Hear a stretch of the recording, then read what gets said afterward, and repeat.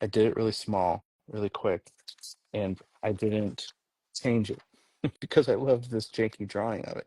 And this is an energy that if I tried to reproduce it, I would lose that energy, you Yeah. know? So, and that's like the toughest thing. I used to be in a band as well. I remember like when we would jam out a song, like we'd be done with jamming, we're like, oh my God, that's it. That's the energy we want. And then we try to reshape it and we're like, oh God, we're losing that like initial energy of it. So it's like hard to maintain that life, you know? I'm always thinking about how to maintain the life of it, you know? It's time for Gavin's Doodle. Hey, everybody. Look at that number up there. It's been 3 years, 3 whole years, and 140, something like that, 140-ish. Hey, Kaylani. Uh, Episodes. That's crazy. 140. Let's add, or let's times that by 4. So 560 hours I've recorded on this thing, roughly somewhere in that range. That's insane. So tonight, 3rd-year anniversary, we have on a special guest. I'm going to let him in just a second, but you all probably know him, and if you don't, you're crazy, and you need to crawl out from the rock that you're living under. We have on the one, the only, Scott Campbell, aka Scott C, aka Scott Lava. I don't know if he gets called Scooty ever, or Scoot. I won't call him that because I don't know if that's fair. But lots and lots of books, Hug Machine, etc. You may know him from his work at Double Fine. You may know him from his Showdown series. All of that stuff is his. I'm going to let him in so we can get started because he has to run tonight, so I want to make sure I give him time. So let me see if I can let him in, and we'll get going.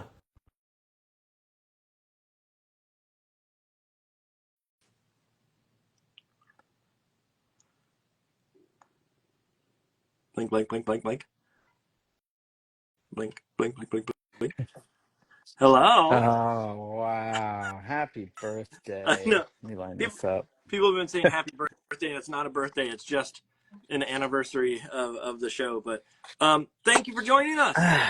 Man, thank you. I feel honored to be on this 3-year anniversary, even though I held up 2. That's amazing, man. 3 years. You've like We, probably done so many paintings. I mean, you've gotten so I much mean, painting done. And like 100, 140 roughly. Yeah, that's pretty nuts. It's a lot amazing. of hours. It's a lot of late nights. But I love it, I, I man. I'm very excited that you are here on the 3rd anniversary. We were planning for a big name and having you on. And I don't mean to like That's right. make your head explode, but you must know that you have a following of some sort. And I was even talking to a colleague today, and they're like, oh, "You have Scott C on," and I'm like, "Yeah, he's on tonight." So I don't know if they're going to tune in. I hope so, but Thanks, we man. are Make me huge feel huge good. fans here.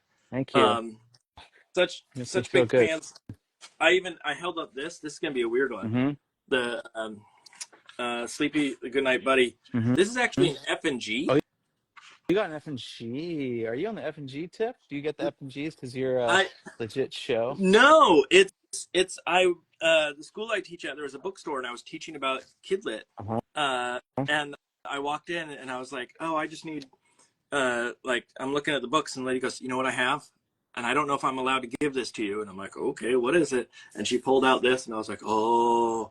Because I didn't have any F and Gs at the time to show students, so it was like Oh, running the nice. class to be like, "Hey, look, this is how they put it together." And so like this is my copy of this. That can It's be probably like your thing. a Yeah. special edition that no one else has.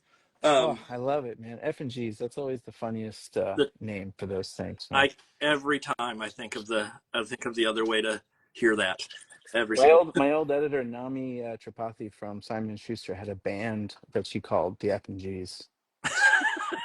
this perfect. I don't know if she still plays, but she might. But Yeah, the she's a Penguin now, I think. But no, they weren't called the advanced reader copy or the hmm yeah oh, yeah. actually, you know what? I have I do. I just learned that that's what you get when you do graphic novels because I have that for my Cabin Head Tree Head book, ARC. I thought I was like, what What is it? I was confused. So, but yeah, advanced reader copies. That makes more sense than F and Gs. I don't understand what that is, but anyways. Well, F&Gs are like pre-bound, and then ARCs are sent out to like reviewers or something. I forget. There's some difference on like how they send them out of some sort. But Hmm. anyways, Okay. that's boring All right. talk for Yeah. everybody. All right. Yeah. Yeah. Um, so let's start off by because I know you have a limited time. You have a premiere to go to, which Yeah. I'm is sorry about no, that. don't worry I'm about pretty it. bummed that I can't be here for an epic I'm long time with you. I'm bummed I don't get to go to a premiere. Do you get to walk a red carpet? I doubt it. This is for friends and family. It's for my friend's movie Legend of Ochi, which is going to be an epic thing. But everyone here, 'cause I'm actually at my studio right now because my kids are also sick, so I'm not allowed to be at Oh their no. house. So this is my spot here. This is some of their work, the Encyclopedia Pictura guys, but they're all they're all here, and they're making a music video. Maybe I'll show you. But there's just like a costume, a bird costume over here. It's just a very exciting place to be. The In the studio, I studio. have to say. Is the Yeah. studio far from your house? No, no, it's like a 5 minute Oh, drive, if that. It's just right well, down the street. that's in So LA though. That's it's like 10 feet away from your house if that's how long it takes you to drive in yeah, LA. Yeah. yeah, true.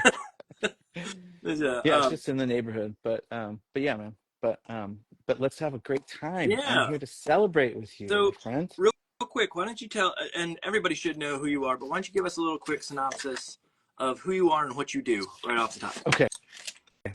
My name is Scott Campbell. I go by Scott C. I've been doing that since I was little. Because there's always a lot of Scotts. There's a lot of Scott Mm-hmm. Campbells, actually. Mm-hmm. He's a tattoo artist and comic book artist. Anyways, so I've dabbled in comics. I've done a lot of comics in my past, and I worked in video games for a very long time. I worked at Lucas Learning doing Star Wars games for kids. And then I went with Tim Schafer to start Double Fine Productions, where we made Psychonauts. I art directed Psychonauts and Brutal Legend, and then just kind of helped on a bunch of games since then. And I'm working like with him now on things, so here or there. But and then also I paint for I do a lot of gallery shows. Yep. I've done them in the past.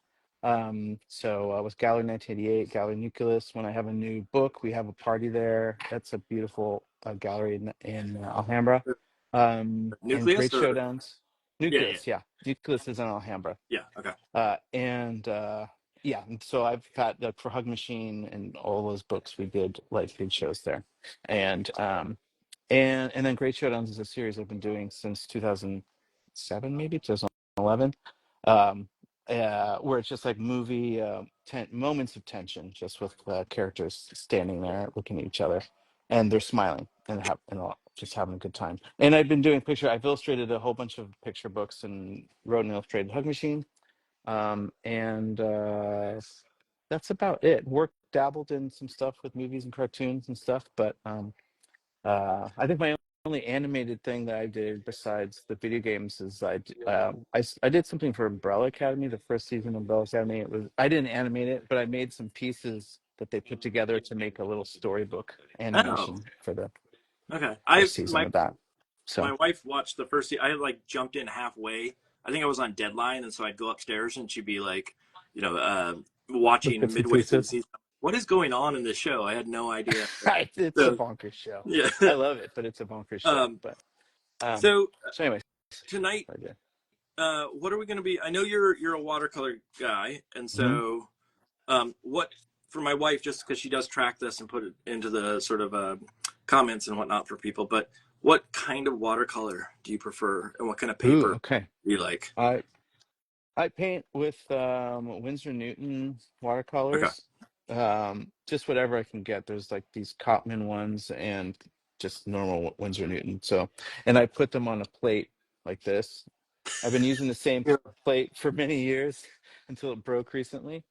So this is a new plate. And then I use random brushes for brushes. I don't even know what brand this is, but a flathead and some bigger flatheads to do bigger swaths of color, Are you like me where you just but go to the always store and you just like look and go like that sort of looks right and it feels right and whatever yeah. feels right.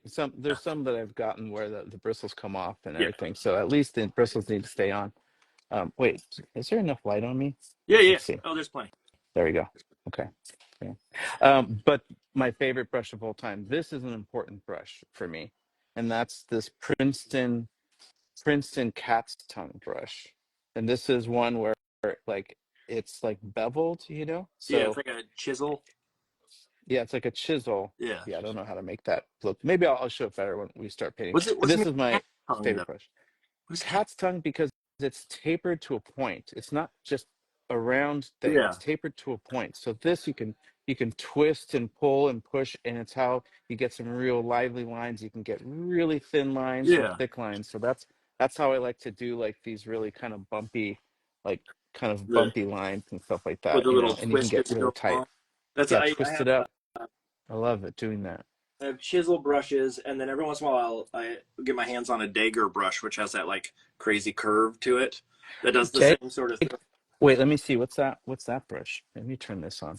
Like So bright. these kind of this is brush sharing 101. So like the chisel brush, which is Oh basically yeah. sort of a fine point, but the dagger brush, I don't Mm-hmm. even know if I have one here, but they're harder to Jaeger. come That's such by. a cool name. Um, Hmm. anyways, and then what do you use for a surface? What's your substrate? Oh, so I mostly use like just arches of really rough paper. I like really rough paper. So I forget what Cold, that's cold called, but arch. I guess that's what. Yeah, yeah. sure.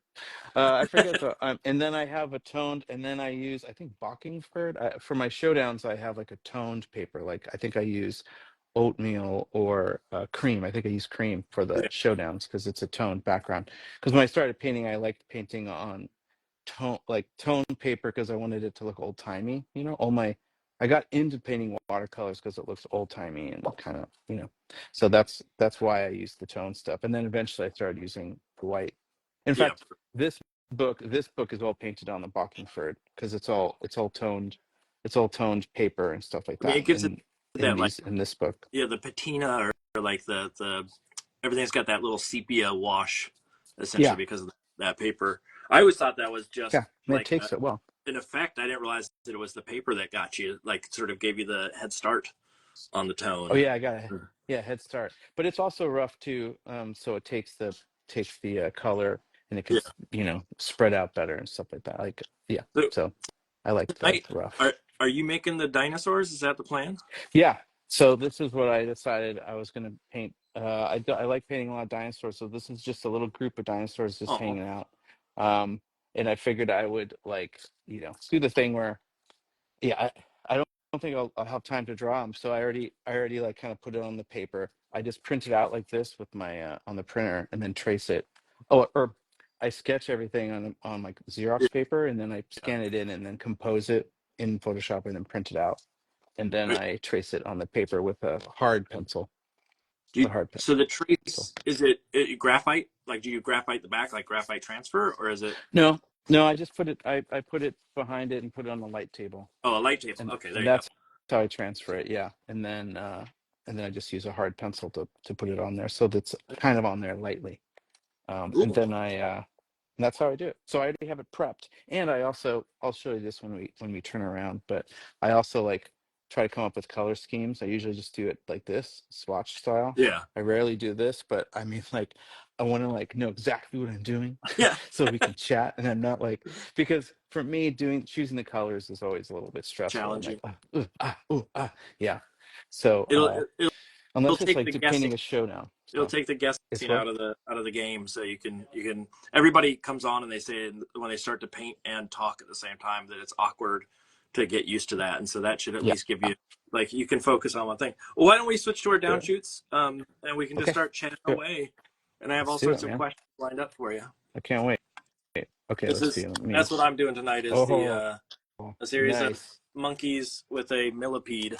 Um, Monkeys with a millipede. Love and it. jungle themed. Let's put it that way. Is So this is this a random thing? You're just like painting yeah, it like, or is this some for something? every I do not do professional like commercial work on these Gavin Doodles Okay. purely because I am hesitant to showcase anything that a publisher might not want to showcase. But then on Sure. top of that, it's also a room to just experiment and play. Mm-hmm. And so it kind of gives me this excuse to try things. So like tonight, I wanted to mess with the texture of fur and the long legs. And so I started drawing long legs, and I was like, what could it be? And eventually, monkey Cool. came Cool. out of it. But there's no like output for these beyond just testing, basically, on these Thursday nights. Um, Oh, love it, I know love it, people man. would This is want a to great way to do it. see the regular process because it's not as exciting, and it's Mm-hmm. it's maybe a little bit more arduous, and I'm more angry and not talkative during it. So, um, Yeah, so I hear you. tell me I get tell that me way a little too. bit about. I'm going to ask you the generic questions right up front for those that Okay. don't know. Sort of like the start. How do we get into art? Was family a factor? Uh, Um, yes, actually, my mom was a very creative person. So she was an oil painter and a craft person. She there's like our walls were covered in her paintings for a while until I started painting, and then they slowly started becoming my paintings, taking those spots. But yeah, she was always very encouraging at a young age. I think she put me in a class when I was like 6 or 7, because I think I won a coloring contest at the local mall when I for Easter. It was an Easter. Actually, that's perfect. It's Easter. It was an Easter coloring contest, yeah. and I just won. I mean, it was just a million colors. Or I didn't even know if I was in the lines or anything, but I won for age 6. I So love I love the idea yeah. or the concept that there's a coloring contest because I've seen those too. Like it's not a drawing contest. It's like can you color in a Hmm. beautiful manner? Yeah. Do you have your mom's paintings now in your house? Um. I do not. You know what? Man, you're confronting me on those. I probably should. I probably should, but I don't. No, I don't. But I do have, some for crafts and things. She makes quilts and stuff like that. But yeah, that was kind of I was always kind of into drawing. So then I went to, and then in high school I was really into comics. I started collecting comics. So I started to, yeah, I wanted to just draw X-Men. That was what I wanted my job to be. So by the time I went to college, uh, I studied, they didn't have comic classes, they had sequential classes because Yeah. that's not a job. So that's kind of what I went to school to do. And I didn't even pay attention to color class, which is probably why I have a hard time with college still. But because I was like, oh, I'm just gonna be a penciler. What I don't need. what era of comics were you? I mean, obviously X-Men. I understand, Yeah. but were you like the Jim Lee era? Were you prior the Joe Um, Quesada and? I was the Mark Wow. Silvestri, Okay. Okay. Gotcha. going into Jim Lee. So I was Jim Lee also. Gotcha. But he was the tail end for me. It's. And then yeah, Oh, I was just yeah, no. gonna say it's one of those things where it's like a marker to me of sort of what your entry point is and what was popular at the time. If I can Hmm. place it with something like that, it's like okay, Mark Silvestri. I know the work. I was a comic kid for a long time, but I was maybe just Yeah, behind you, where I was like right at the beginning of Jim Lee, and I knew yeah. Mark Silvestri, but not in the same capacity as Jim Lee and the I've been, the soon to be Rob Liefeld crowd and oh all that. yeah, right. I Yeah. used to love making fun of Rob Liefeld stuff, Mm-hmm. which everyone loves to do. But it's just amazing how successful his characters that he designed have become. I mean, So you can't really deny that, yeah, he's the guy behind Deadpool. Like we can't I know. You can't deny that, dude. can't That's a scratch him. pretty Yeah. popular character. He may Um, draw some odd proportions, but that's okay. yeah, So do I. it's all right. So do I. It's all Yeah. right. Yeah, push it, man. Push it. But yeah, man, I want to do that. So I went to school to study that in San Francisco, and then I also decided halfway somewhere in there to do picture books also. But so after school, that's what I wanted to do, and I was a little bit kind of floating around, couldn't figure out what the heck I was going to do after college. I was a little unmotivated on that front. So then a friend of mine started working at Lucas, and they taught her to animate. She was, I went to illustration classes with her, and Yeah. she helped me kind of get a job doing backgrounds at Lucas. So Is that that was my first job. is that for sort of backgrounds for the video games. is that Yeah, the entry point to something like Double Fine? Was there like the connections got you towards that, or was that um, like yeah, I just basically. yeah timeline wise, I'm trying to figure out sort of the logistics of when you moved and or jumped into something where you had a bit more ownership over the content Yeah, that was coming out. I think it was from like I was there. I'll give you dates so that I don't it was from 96 to Okay. 2000 was when I was Okay. there. So it was around the Phantom Menace time. So it was a very exciting time because it was before it came out and we were making games based on that. And then I met Tim while I was working there and we kind of became friends there. And then yeah, he asked me when he started, he asked me to come with him. And that was 2000, I think. Was that So a scary jump at that yeah. point? I Yeah. honestly was like I was getting to the point where I just because I was art directing games there at Double Fine, but it was always or Double Fine at Lucas Learning, but it was like doing you know Star Wars games. So there's only so much creativity there, just like redesigning these characters and deciding what cartoony style you're gonna Yeah. do, sort of thing.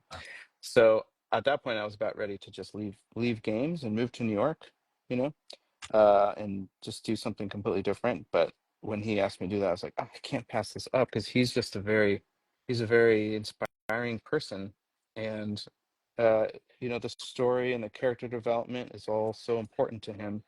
I so I just even though like Psychonauts seemed like a very daunting project, I was like, I don't know how anyone's gonna make that project, but I decided, yeah, let's just try it, Do you, and do you it was find insane.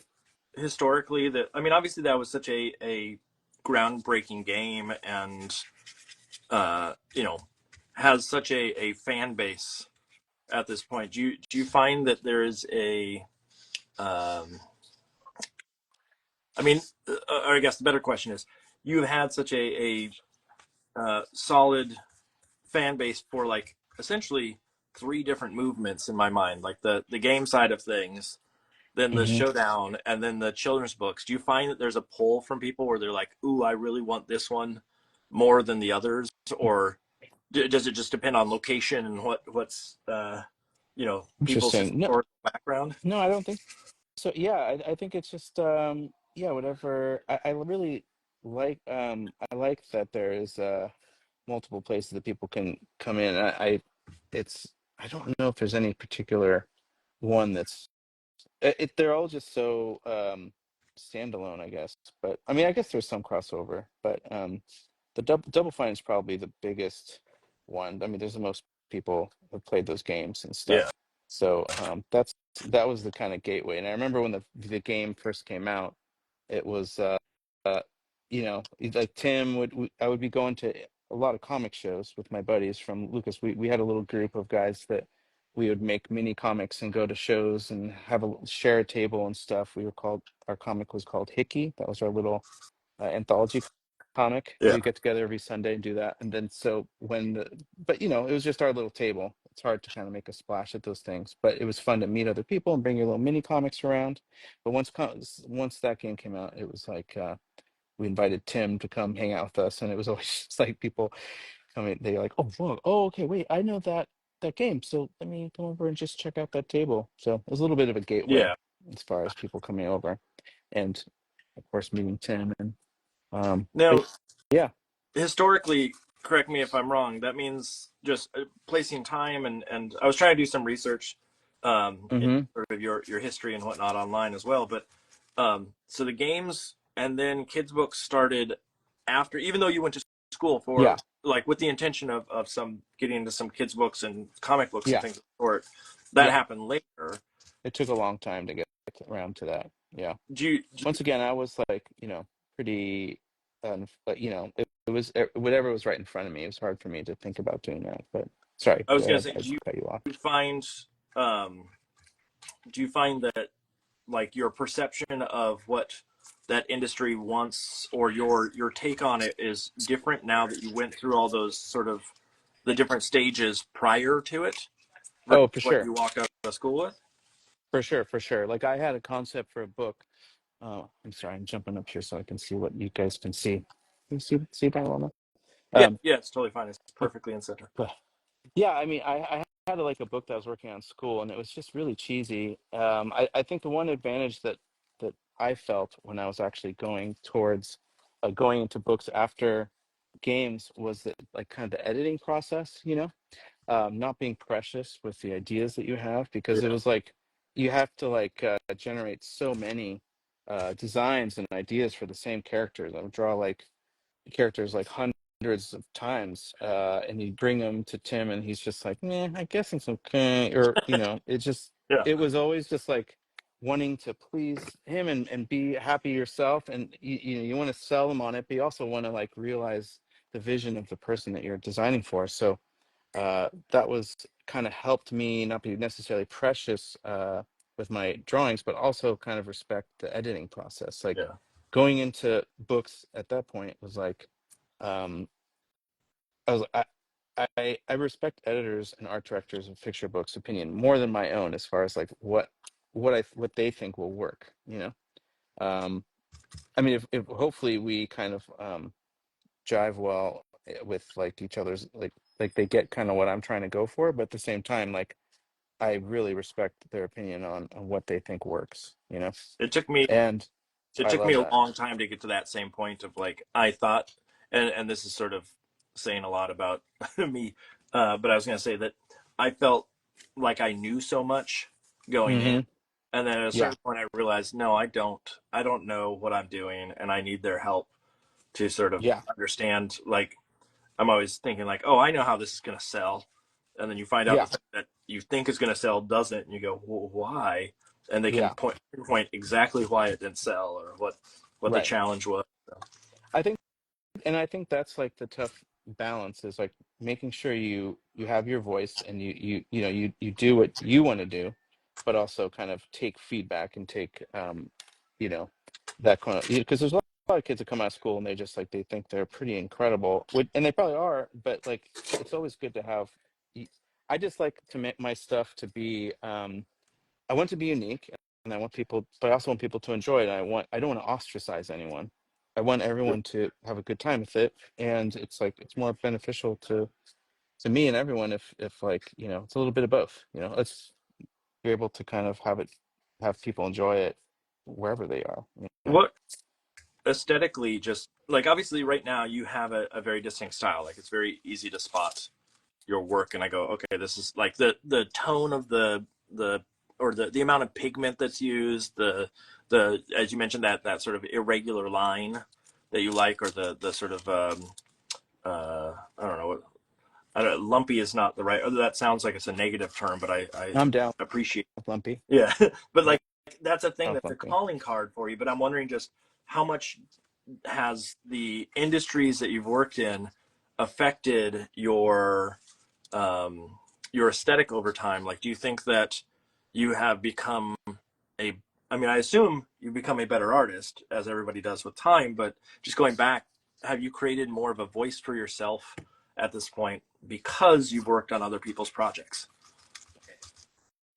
Have I developed a voice because I worked on other people's projects, or um, Meaning, what? like, I because you guess have it's the to adapt process. and learn, like, how to create different styles to match other people's work, that you realize what really is important to you Oh, in your aesthetic. yeah, for sure. Yeah, for sure. I mean, I remember kind of struggling with like what necessarily, well, I guess I wasn't struggling with my style as much as like what was fun for me to do. So I knew what I liked, and I get really inspired by things that I see. But like um, being versatile, of course, in games is something that's important, and I was really into that. I like painting in different styles and drawing in different styles, but like um, I think it was just like I think because for a while I was painting gouache, I was painting acrylic. I really didn't know. I think in college I was all about like oils, and after that I just couldn't decide what I wanted to paint in, and it was a struggle for me.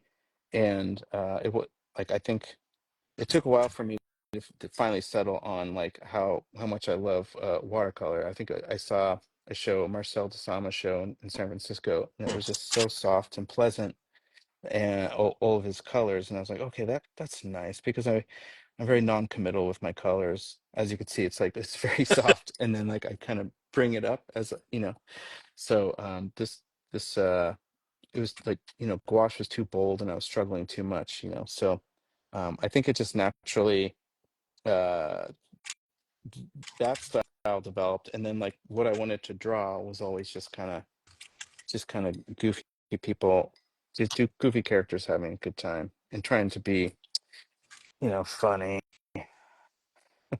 And So I like when people kind of discover things in my drawings and my paintings, and I just like making people laugh and have a good time. well, I feel So my like stuff is just positive energy, I my guess. my introduction to your work was the Showdown series of sort of seeing that Oh, cool. Ooh, okay. before obviously the kids books, and now that I know there's kids books, I'm like diving deep into those. But with the Showdown stuff, the thing that I really appreciate about them is the like subtlety that's there, not just in the like color and tone, but the like that is the again one of those calling cards that I look at your work and I go, oh, you are not just choosing uh, like let me just make it look like the character and that's it. There's like little nuances that makes me question how much media do you take in on a regular basis, in the Oh, sense of like are you constantly watching movies to sort of learn the folks that you're working on, or is that I've watched a movie and then I want to, or a show or whatever it may be, and now it's time to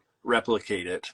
Like what is the order? Do you choose the subject before you watch, or do you watch and then choose your subject? oh no.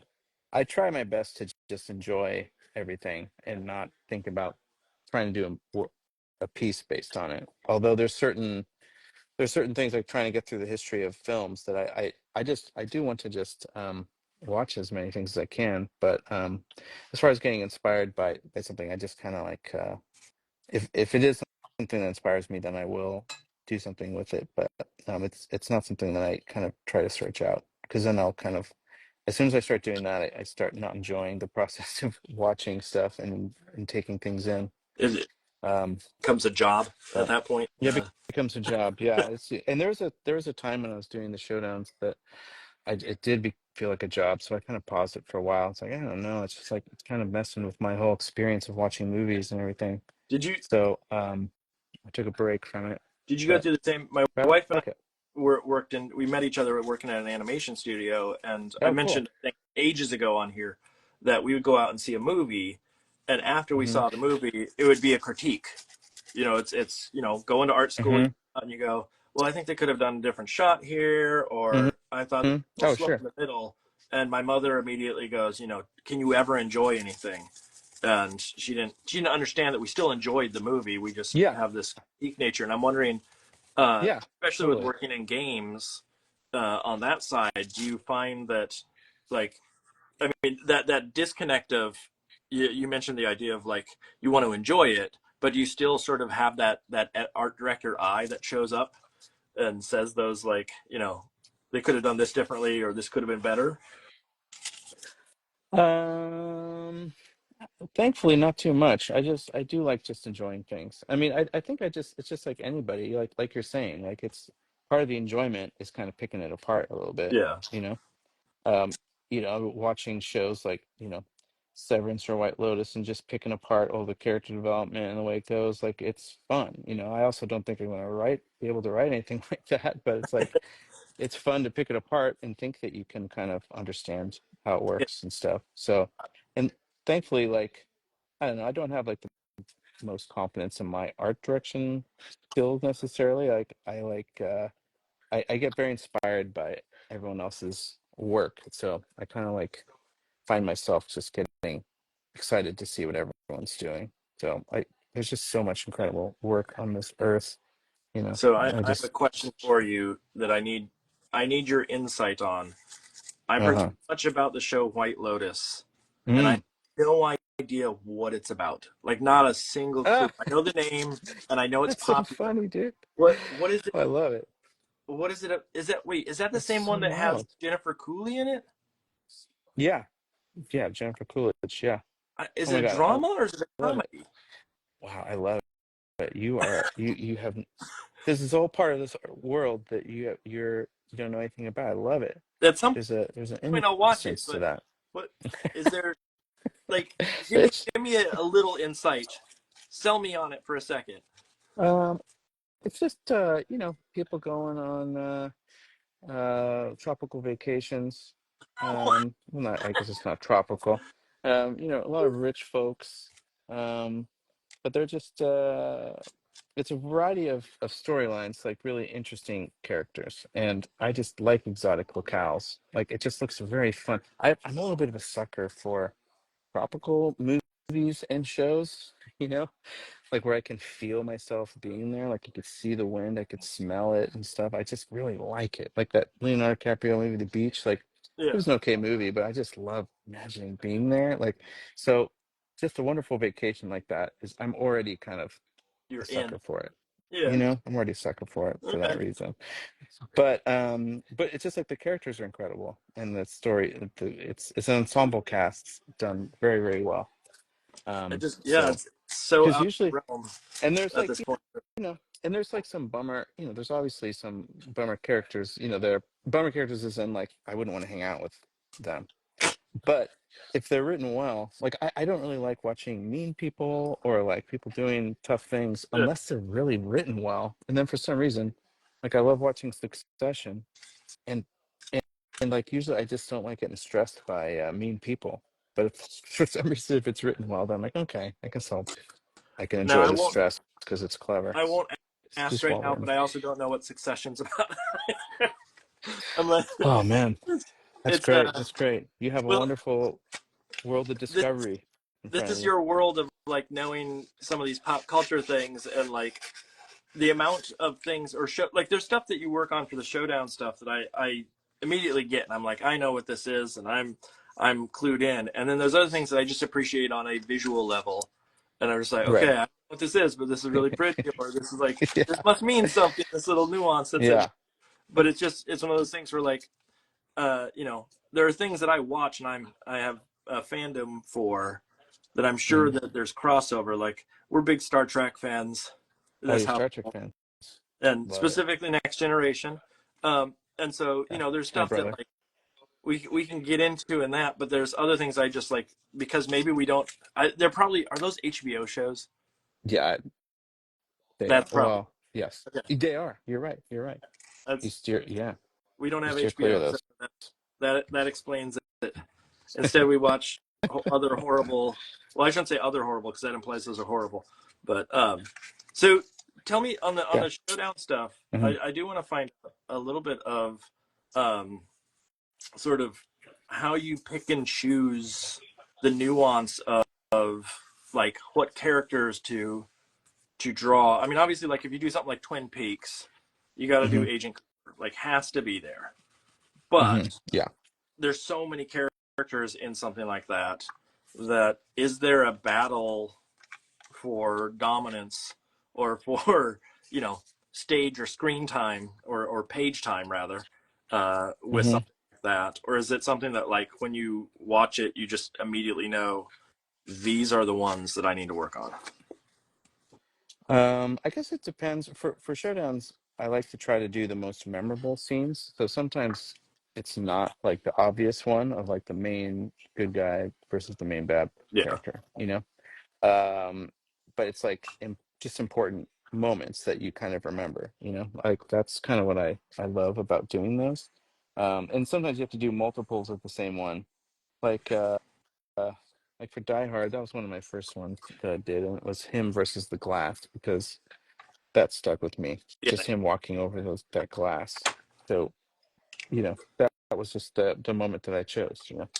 But but I don't know. I think like there's certain movies that like that like things stick with you that you don't necessarily they're not most important part of the shows or the movies. So I guess I try to do those moments as much as I can. Of course, can't think of any examples right now. I'm trying to decide which parts to paint next on here because this thing is Usually I would use a blow you dryer can to you can use a hair dryer if you need to. no I don't want to because I want to be able to chat. Oh, I think okay, that's well more important. that's But I very blow dryer polite because of like you. I'm trying to be strategic. I have enough characters that I can kind of dance around and everything, but you got to wait for certain things to dry. I'm almost to the. I want to get to do some line work and stuff. But I anyway, I do have another question I wanted to ask, and this we don't have to yeah. talk Sorry, sorry. Showdown the whole time, but there is a Yeah, man. question Let's in particular do that it. I've been wondering, which is sort of one of the things that we teach in school. We were actually in an interview with someone today, and we were talking about the advantageous aspect of failure Hmm. and the idea of like learning from your mistakes or learning to accept mistakes along the Yeah. way. And you know, you already talked about that idea of like working on the games and you know trying to nail down a character. And I'm wondering with something like Showdown, that is something that is very like you have to nail the character, otherwise the bit doesn't work. You know, Right. or the showdown doesn't work. And I'm wondering, are there characters in particular that you've never been able to tackle, or that seem, you know, or have given you more trouble than others throughout time? Mm. You know, like I'm not a light Um. person, so this is like You're way not a what person? realm I missed that. What'd you say? You're not a what a person? likeness person. Like Oh, doing likeness person. Oh, portraiture, yeah, yeah. not my thing. Well, like I think it's more about what you're saying, the mistakes part of it. Like I think about that a lot, and like I think about like I like the energy of the gestures of drawing. So like when I'm sketching, lots of times if just the doodle will capture it, and I'll get so stressed out at that point if that is what captures it, because then I'm like, ooh, how that puts more pressure on me capturing it at the end. Yeah. I like getting like the gist of it so that like I can deliver it when I'm doing the likeness stage. But I love the energy of the initial doodle. So sometimes when I'm doing a concept for a painting, like this actually, like this drawing, I did it really small, really quick, and I didn't change it because I loved this janky drawing of it. And this is an energy that if I tried to reproduce it, I would lose that energy, Yeah. So, and that's like the toughest thing. I used to be in a band as well. I remember like when we would jam out a song, like we'd be done with jamming, we're like, oh my God, that's it. That's the energy we want. And then we try to reshape it and we're like, oh God, we're losing that like initial energy of it. So it's like hard to maintain that life. I'm always thinking about how to maintain the life of it. Now, Um, now you and I mentioned it. think I think about David Lynch too, like in directors. Like I've always heard that like when directors have the best takes are the afterthought takes, and the actors get bummed, or not in David Lynch movies necessarily, but actors get bummed when they see it, like that their kind of afterthought take was used because there's a mistake in it. Yeah, I yeah. love that. I love that in movies and shows when you see that there's a mistake, and that's the rawness of it. That's Anyway, sorry. Go ahead. the What were you sort gonna say? of ad lib. All those ad I libs and blooper love it. things are my favorite. I wish that every movie. I don't care even if it's a dramatic movie. I wish they all had blooper reels, Yeah, so you can I see. know. Like it doesn't have to be laughing. Well, I just want to see them like screw up and yeah. enjoy that for a hot second. I Well, was going to ask. I think it's fun to actually see it in a movie. Like I feel like you see something, you could tell, like, oh, dude, that's like a blooper that they just kept in. Like I Yeah, love it. yeah. I love when they do that. I forget there was. Like when George C. Scott he trips and falls and in roles in Doctor Strangelove, and it's one of my favorite parts because it looks like he just kind of fell, and he's like, let's just keep that in There was. because it's an awesome moment. But There's anyways, one that I saw recently. I'm trying to remember what it was. That was that same thing where it was just like uh, intentional. Like you can tell that it was intentionally left in. It's not a mistake. It's not a flub in the direction of the movie or anything of the sort. But you can tell the director just said that's the one, and it's probably like some other element in the scene was just so good that it overpowered the mistake or the challenge that was thrown at him. Now yeah, you did say that you were in a band, so I do need to find out yeah. one, what kind of music are we talking? And then two, is it available for people to listen to on something like Eh, Spotify? If they hunt it down. you know what? I don't think it is actually. It was in the late '90s, early 2000s in San Francisco. So we were trying to be like we were listening to a lot of the Chicago bands. Like we were listening to like Tortoise and Scene Cake, and we were trying to do like Okay, instrumental kind of crescendos and things. gotcha.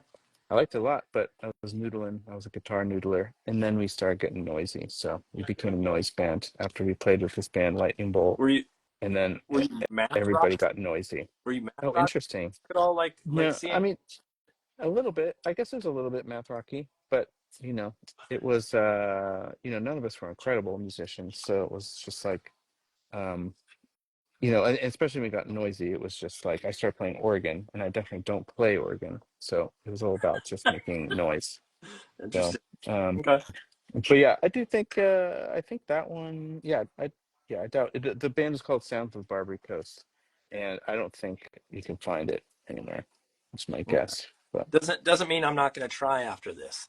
I okay, will. yeah, I please. will. I'll do a deep dive on the internet and see what I can find.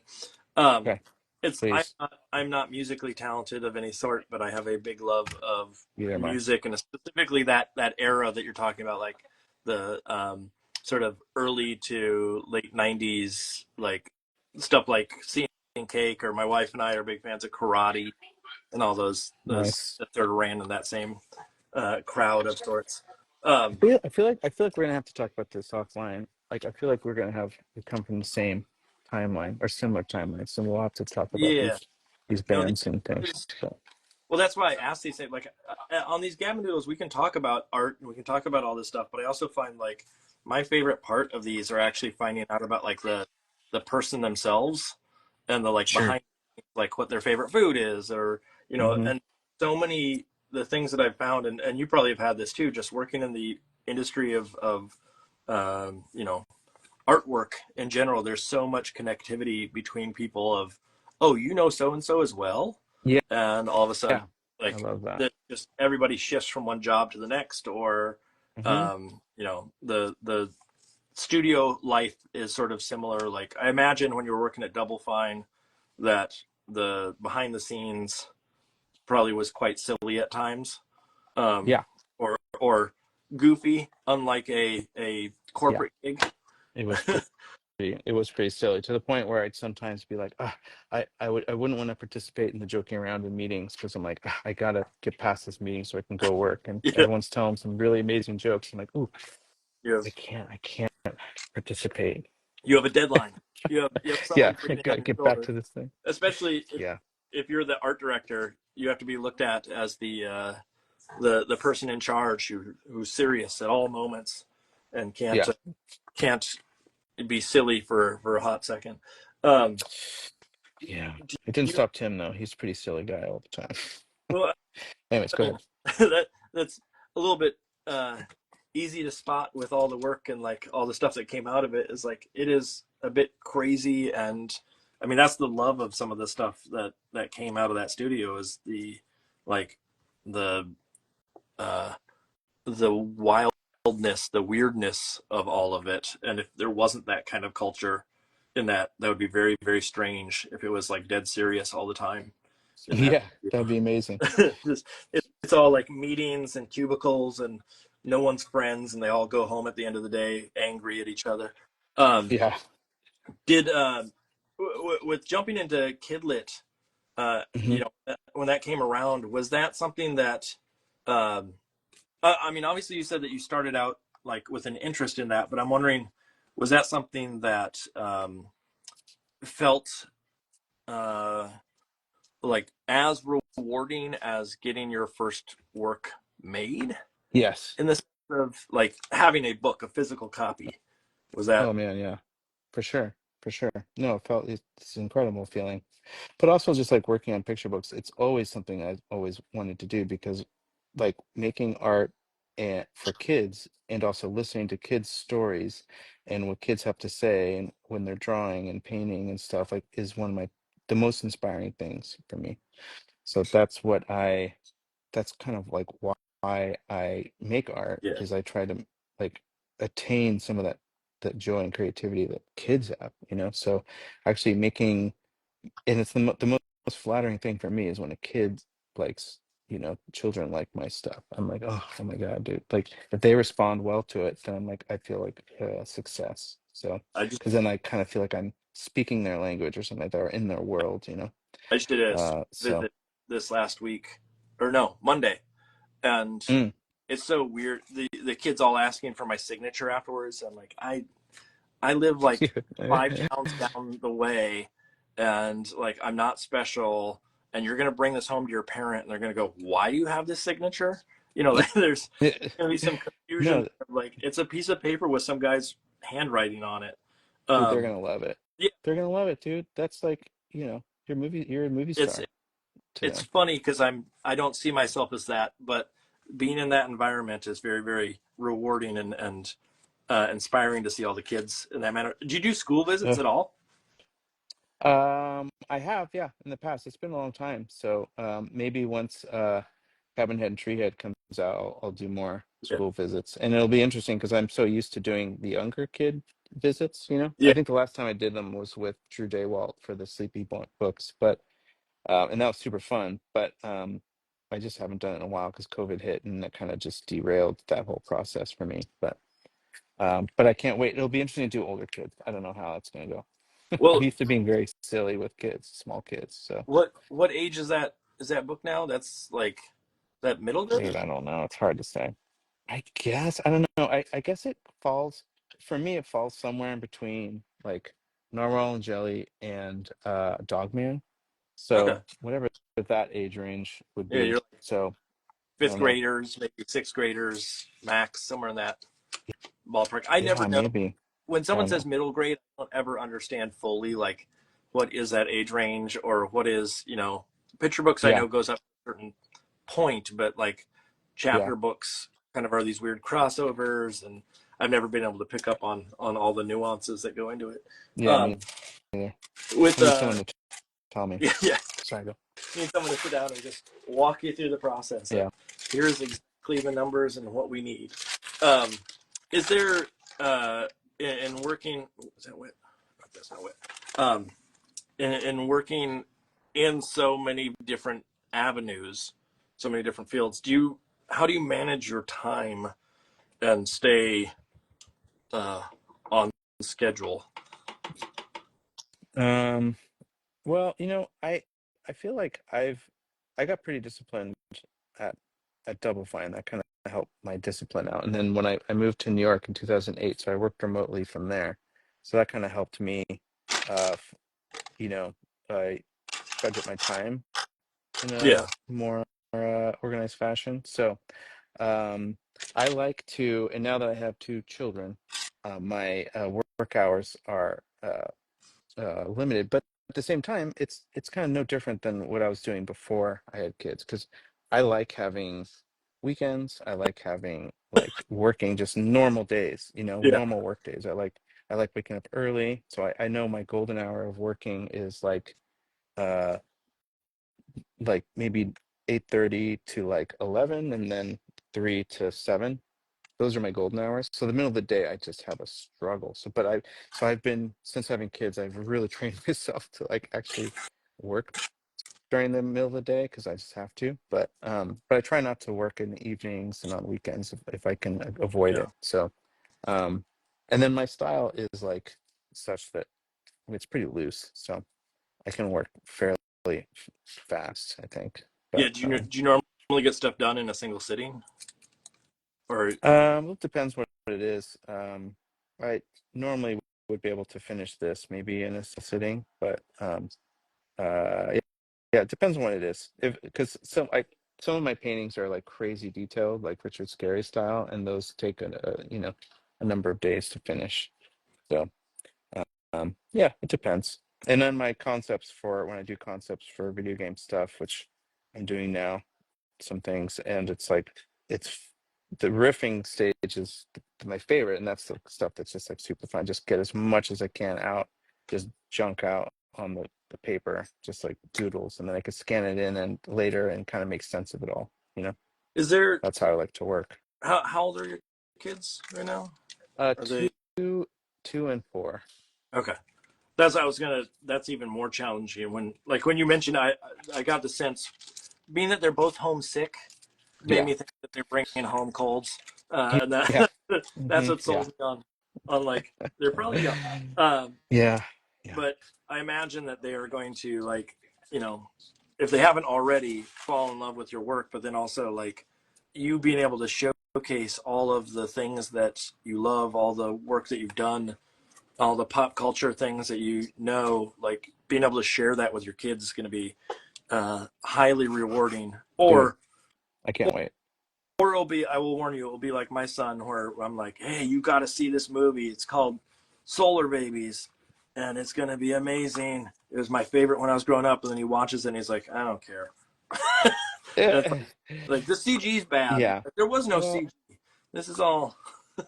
well, I've realized like I used to be like all, it's important to me that my kids would enjoy Star Wars and the things. I'm like, I got to be strategic when I show it to them. But I also realized that they're gonna have their own thing. Like they're gonna have their own childhood favorite Yep. things. So if they don't like the things that I like, I'm like, okay, all right. I mean, we can bond on some of it, I'm sure, but others like it's fine if they aren't into it. I'm ready to be let down of them being like, Star Wars is boring. I'm ready. My Wait, wife and how old are your I, kids again? Sorry. I have a 11, almost 12-year-old, and so Oh he's wow. past the age of like picture books and things of the sort, and now he has his Nice. own opinions, but a lot of it's just YouTube at this point, and Oh my God. I I don't know. track all of that. But we just Oh watched, boy. like, my wife and I love it, but this kind of stuff. But we watched the Masters of the Universe, the original He-Man movie with Dolph Dolph Lundgren. Lundgren? Oh Yeah, my we watched God. that last night, and it's like those are the Amazing, movies dude. we love. Those movies, but that is not one we're going to share with him because I know he will not like that of any sort. It's so awkward, poorly produced, Yeah. and Yeah. you know, But is that something one that you truly love? I mean, would that be a huge letdown if you watch that with him and he's like, nah, would you be it like, oh, wouldn't be. I don't. heartbroken? Okay. So we watch it because of a podcast called "How Did This Get Made?" Oh, I love Uh, that. I that love it. Love like that. that. Yeah, that they make fun of the movies, but we love bad movies because they're bad movies.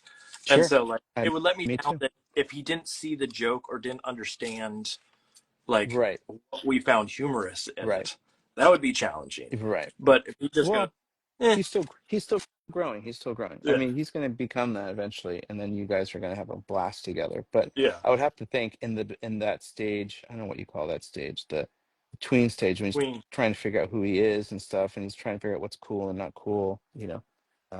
That's a tougher time to kind of.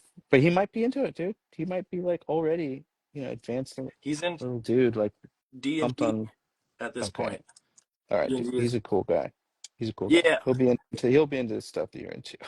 I hope He it's a will. matter of like stuff is going to be so old by the time that we get around to showcasing all these. I Yeah. mean, he does like stuff like Pee Wee and some Yeah. of the classic sort of go tos for us for our Love it. generation. But um, Dude, by the the way, how did this get made? Did you see I don't know if you have seen any of these the Showdown books, but yes, I have. Paul Scheer wrote the forward to the third one.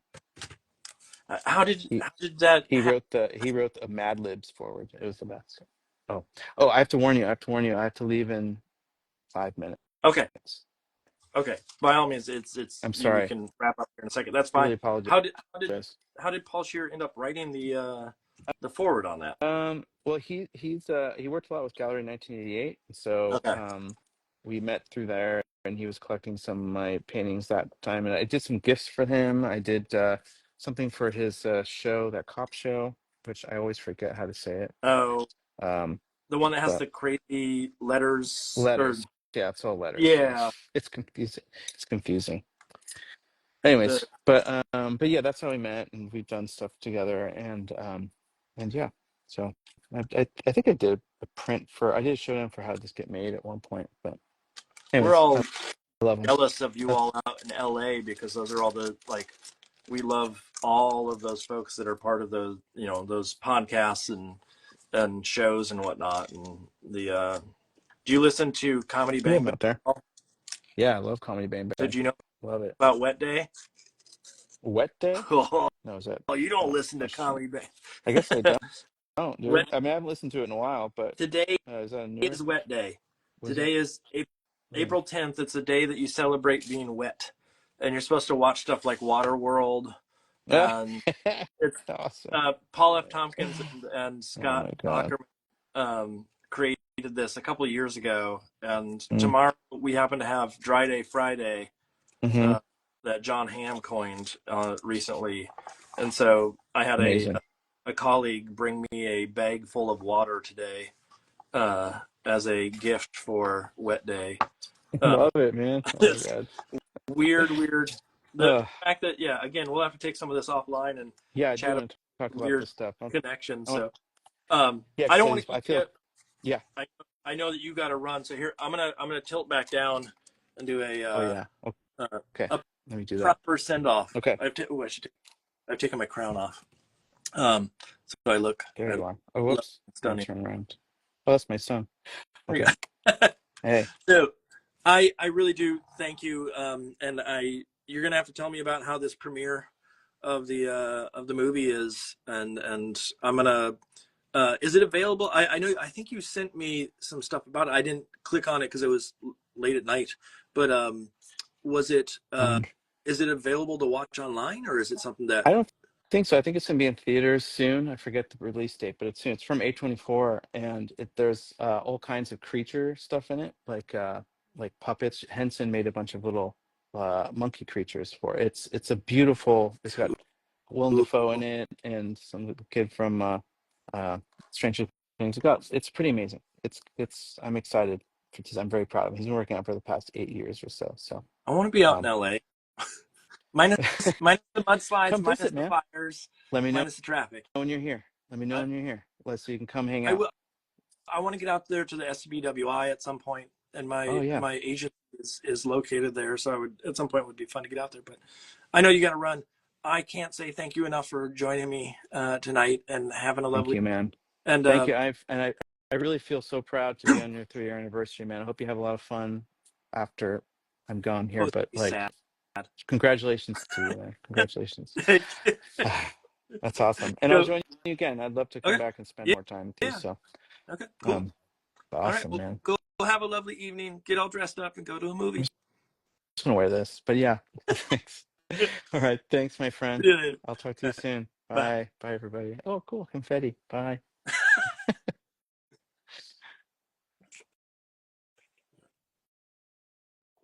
All right, folks. So, you see my ceiling. Here, we'll do this again. We'll put this back on for people that have joined recently. Luke, I see happy 3-year Gabadoolers. Thank you, fellas. Luke, thank you so much for the silliness that you sent. I got home and was looking through stuff, and I will say the puppets had me concerned. Uh, I didn't know where your brain was at. But I can't say, well, I just said I can't say thank you enough. I really am appreciative. Ooh, that was tough. Appreciative. Appreciate. Yeah. There's a word in there somewhere that means it. But anyways, real quick, let me just do a little send off for Scott. Again, for those who don't know, Scott, amazing superstar in the illustration world. Worked on Double Fine on Psychonauts, which is like an insanely well done game for anybody that's never played it. You need to go get your hands on it. And makes all sorts of amazing books, and does the Showdown series, etc. So if you can go out, I know there's probably lots of people that potentially watch tonight that know him from his Showdown stuff, but go out and get the kids' books. They're so awesome, and get your hands on that kind of stuff for yourself and for other little ones in your life. But I'm going to keep going for the night. What I'm going to do is I'm going to put a Ask Me Anything in the comments here. And I know there were probably some questions that were asked prior that I did not get to because we were trying to make sure that we had a conversation during the short time that Scott was able to join us. There we go. Let me just pin that. Hold on 1 second.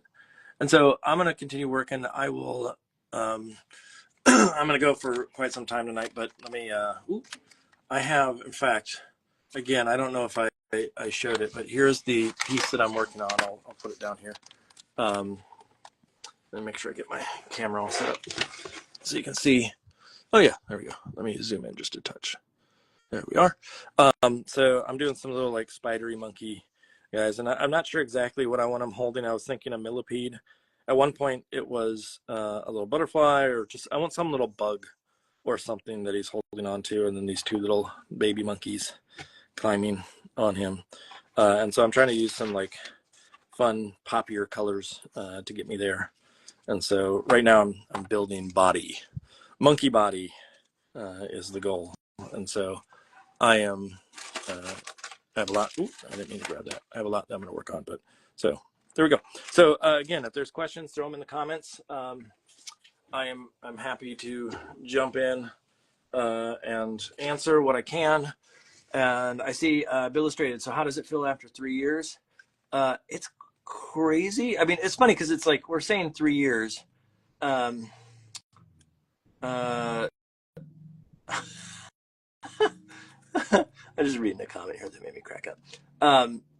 Like it's milestone. It is crazy that it's been 3 years, but it also like when we hit 5 years, that's going to be wild. When I hit 10 years, I don't even know if I'll be able to manage it that long. I may be completely out of my mind, out of my gourd at that point. But it really is sort of insane that what started as, and I need to give credit to a couple people along the way.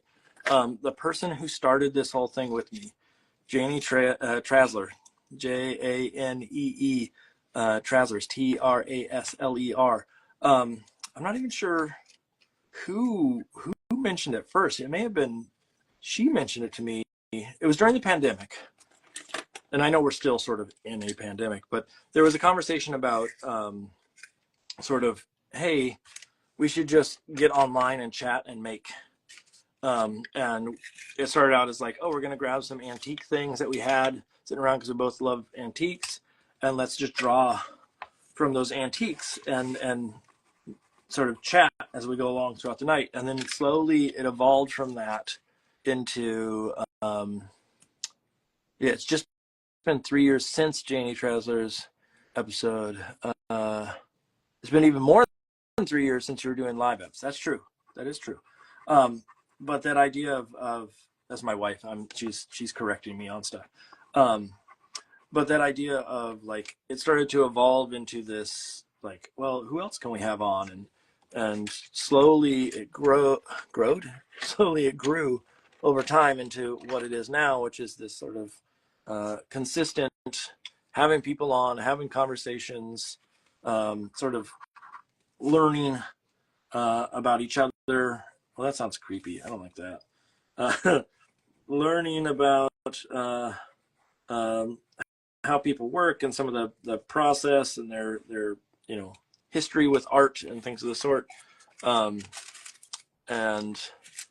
I just see my wife commenting things in the comments here, but it is wild that this has turned into something that has lasted this long, and I'm under the assumption will continue to go for a long period of time, and it's a matter of just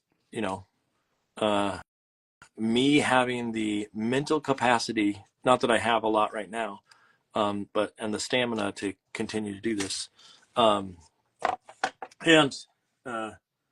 eventually there's going to be some questions about like, okay, how do I? Because one of the things that was originally not considered was this idea of like, is there a way to do something that is just for me, for fun, etc.? And now there's the potential of like, oh, should I monetize? Should I do something of the sort? And I'm always sort of been against the idea of paywall. Not that there's like a huge crowd that watches this every time, but I think if I put a paywall on it, it loses its power in my mind. It loses the just like, this is meant to be sort of fun. That doesn't mean I can't have a paywall for other content. But I don't like the idea of like putting things behind a curtain or behind a paywall. And so at a certain point, there's going to be this challenge of just like, I'm going to be old and decrepit, which I'm not that far off right now. But at what point do I make that sort of decision of, oh, maybe I need to, slow down, but I won't. I won't. I'll probably keep doing it. Uh, yes, my wife said, remember when you used to every week make promos with images filled with doodles? Yes, there have been different types of promos throughout the years, and now it's a relatively smooth, clean process that doesn't cause me a headache like those did every time. It was so stressful trying to do that and make them all fit and try to draw different things every time and not just fall back on like drawing the exact same thing over and over and over again. And so I do remember that, and I don't want to go back to that ever. I'm trying to streamline as much as possible. And so templates are the way to go.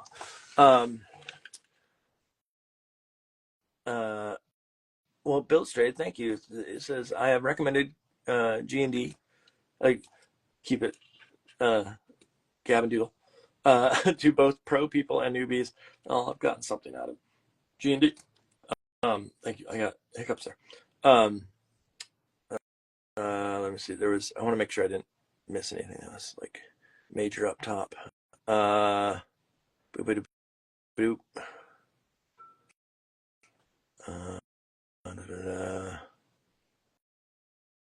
I feel like there's conversations between my wife and other people that are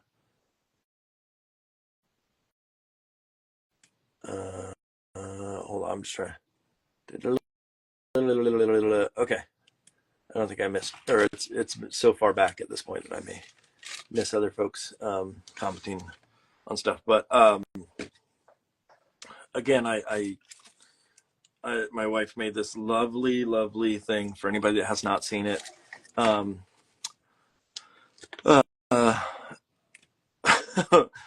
wife just said, I want to look into doing video promos that I make no extra work for you. Yeah, that's what I like to hear. I like that no extra work for me business. What was I gonna say? Just the time frame and the challenge of doing this is always stressful on top of other things, and so yes, I like that no extra work for me business. You hold on to that idea, and I'm gonna hold you to that. If it comes my way at any point, I'm gonna yell and scream and kick and stomp my feet. Shoot, what was I saying? Oh, but my wife made this lovely sort of anniversary video where I didn't even know that she did this, and I saw it last night for the first time, and I was sort of, I'm not a crier, and I didn't cry, so don't say that I did. But it was very sweet that she reached out to everybody that's been on Gavin Doodle and asked them to send in videos saying happy anniversary, and apparently did it like 2 days ago or something like that. And the amount of people that made little videos just to say like congratulations on 3 years was sort of mind-blowing, that many people who, in a weird way, my mind goes, well, I've only known them for like 4 hours in some cases, and yet they took the time to make these lovely sentimental sort of statements is sort of shocking. And I again, like, makes me happy that I do this, even though it's challenging at times of long days and things of the sort, and then come home doing this. It does make it sort of exciting to continue.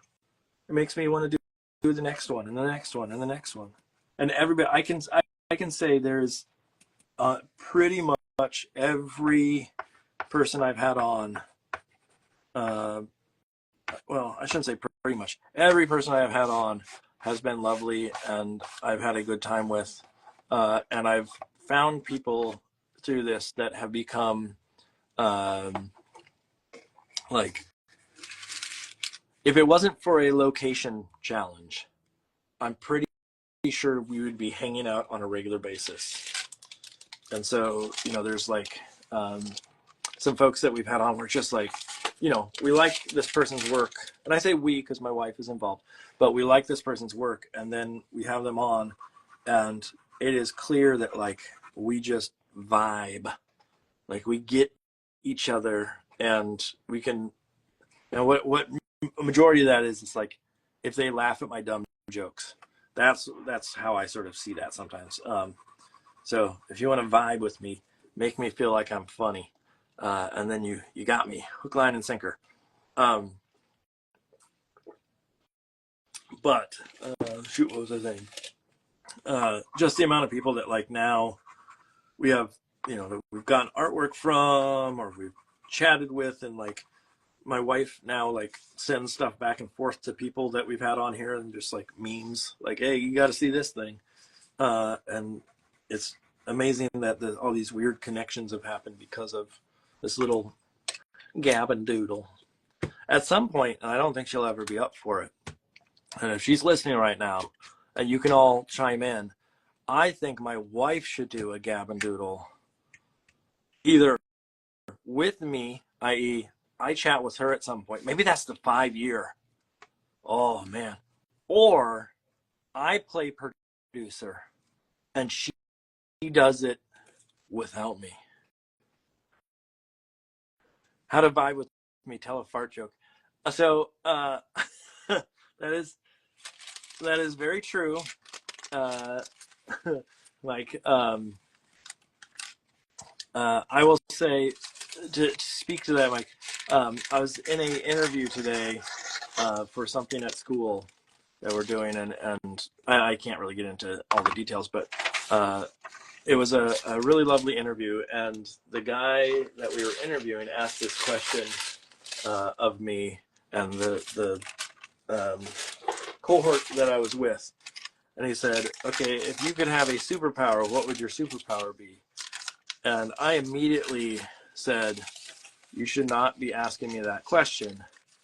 And for anybody that knows me knows that, like, my choice of superpower is not going to be something polite or charming or like sensible. And so I told him what it truly was, which is I'd like to have laser farts, so I could fart at someone across, like, let's say you're in an arena for a concert, you could fart and that person across the way would smell it and not know where it came from, and no one else around them would smell it, but that one person would. And to me, that is like, that'd be a fun superpower. And of course, that sort of derailed the interview for a hot minute, because I've said a hot minute way too many times already, so I apologize for that, folks. But that is my cup of tea, my my laser fart dreams, and so it got brought up in an interview, and people said they didn't want to sit near me, and I told them it doesn't matter how far they sit away, because if I have laser farts, I can shoot them from across a giant room, and I can still get them. In fact, being close to me is probably the least of their worries. And then the person after me said some lovely comment that was very smart and educated. Like their superpower was a lovely, like, sentimental thing, and made me feel dumb. Oh, Luke on Game and Doodle, yes. We got to do, Lauren. We have another one coming up soon, right? Is it next month? We got another Game and Doodle. Lauren knows all this stuff. She's in charge of it all. She knows how it all works. And in fact, if Lauren knows, if she wants to share with the audience who is on that Game and Doodle, you could probably announce it at this point. I think we could probably get away with that. Yes, that was Howard Stern that had Fart Man. He wore the assless chaps. Not that he's my hero of any sort, but yes, that was, I do know that one for a fact. I do have a reputation now at school where just everybody assumes that, like, everything in my life is farts, which is not completely far off, but I also don't want to always be known as the fart person. May 15th. Here we go. May 15th is the next game in Doodle. And we have Jacob Suva, Sarah Walsh, and Renee Carilla. And so that's going to be a fun one, especially. I don't know what's planned. Lauren, I don't know if anybody noticed that follows us on a regular, but my wife, Lauren, put in the in the comment today that she is the producer on the show, which was news to me.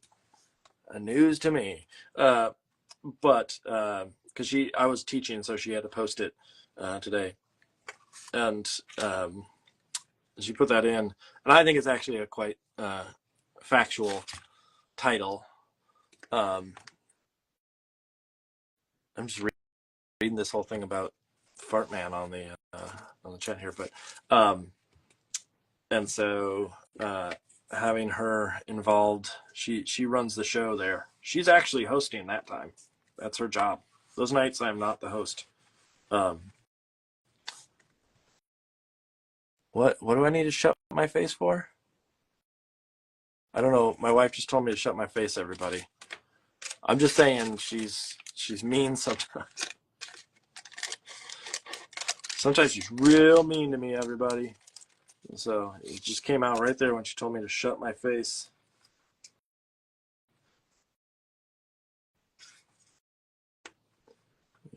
Get this arm the right way. I don't know what I'm shutting my face over. I'm not saying it's a bad argument. I just don't know what I'm shutting my face over.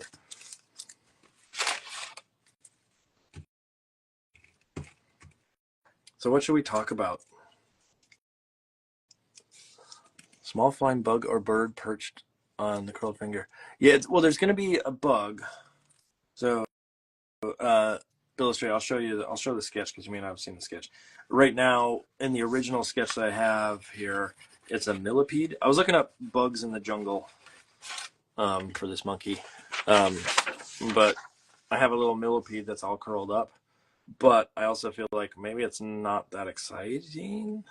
But part of me thinks like it could be a stick bug, which would be kind of funny with all the long limbs that are going in here. But I'm afraid it will be so skinny that you may not even understand it unless it's like a close-up.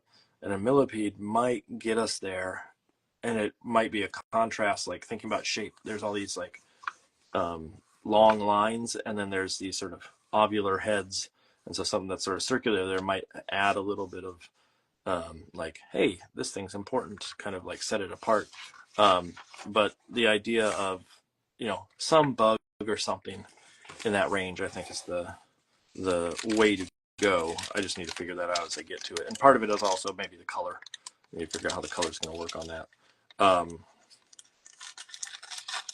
So you're right in that zone. That's thinking the same way I'm sort of thinking. So I'm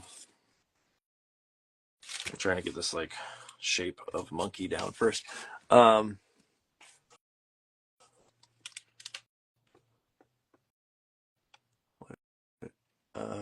Luke, are you asking me what my next book is going to be? I assume you are. So I don't know if I can mention. I'm pretty sure I can. So there is a book coming out that is due out in September 2nd. That is the next in the Penny series, and that one's about a piggy bank. That one I can mention because the cover's been revealed and all that kind of stuff. That one's I don't think there's any question on that. It's called Piggy Bank Saves the Day. And so we've had a book on a penny, a book on a dollar, a book on a credit card, and this is a book on a piggy bank. So it's part of that same sort of series. However, the other one that is, I don't know if it's been announced. So if it hasn't, I guess I'll say it now. There's a book that I'm doing that is called Boogie and Tea and Twinkle and Hue. I won't say much about it, but it's sort of an interesting sort of venture into. There's lots of sea and waves and stuff that are going to end up in the book. I think I'm still waiting on notes to come back from the publisher,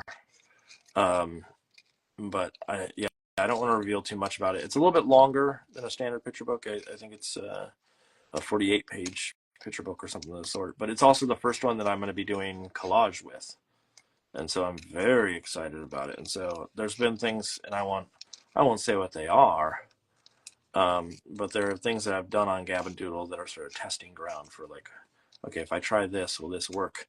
Because maybe I can introduce it or put it into a book like that.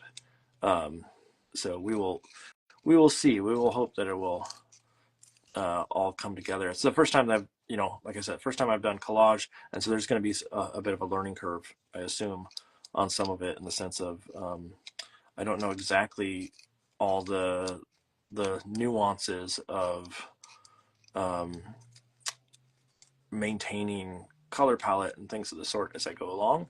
I think I will be able to figure it out, but it's definitely it's going to be a bit of a challenge to sort of understand exactly what I can and can't get away with when it comes to some of the choices that are being made. So, the titles, at first, I will say the title was, so Luke saying that's a great title. I was a little bit like, what is going on with this? But the more that I say it, the more I kind of like the title. So we will see. So Mike asking, my technique has evolved since the first penny book. Have you convinced them to let you do collage in the new one? No, but that is a concern of mine, that, like, if I go back and look at the original penny book, it is very, like, sort of rudimentary in some of the design choice of, like, things in the background, and there were people in it, and there's no people in the future ones, like in all the ones I've done since. I don't think there's a person in. Is there a person? I guess there are some people in the dollar book, but for the most part, they're all peopleless after that. And so, like, there's some things that have changed.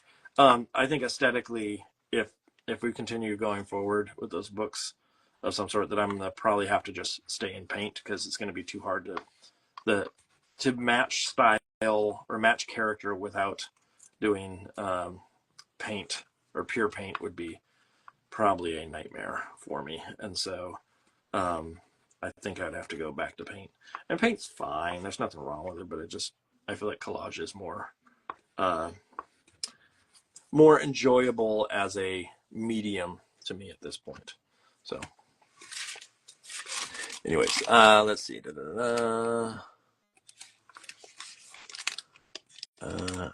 Bear Edwards, thank you for tuning in. I'll watch the show on video on demand. Thanks for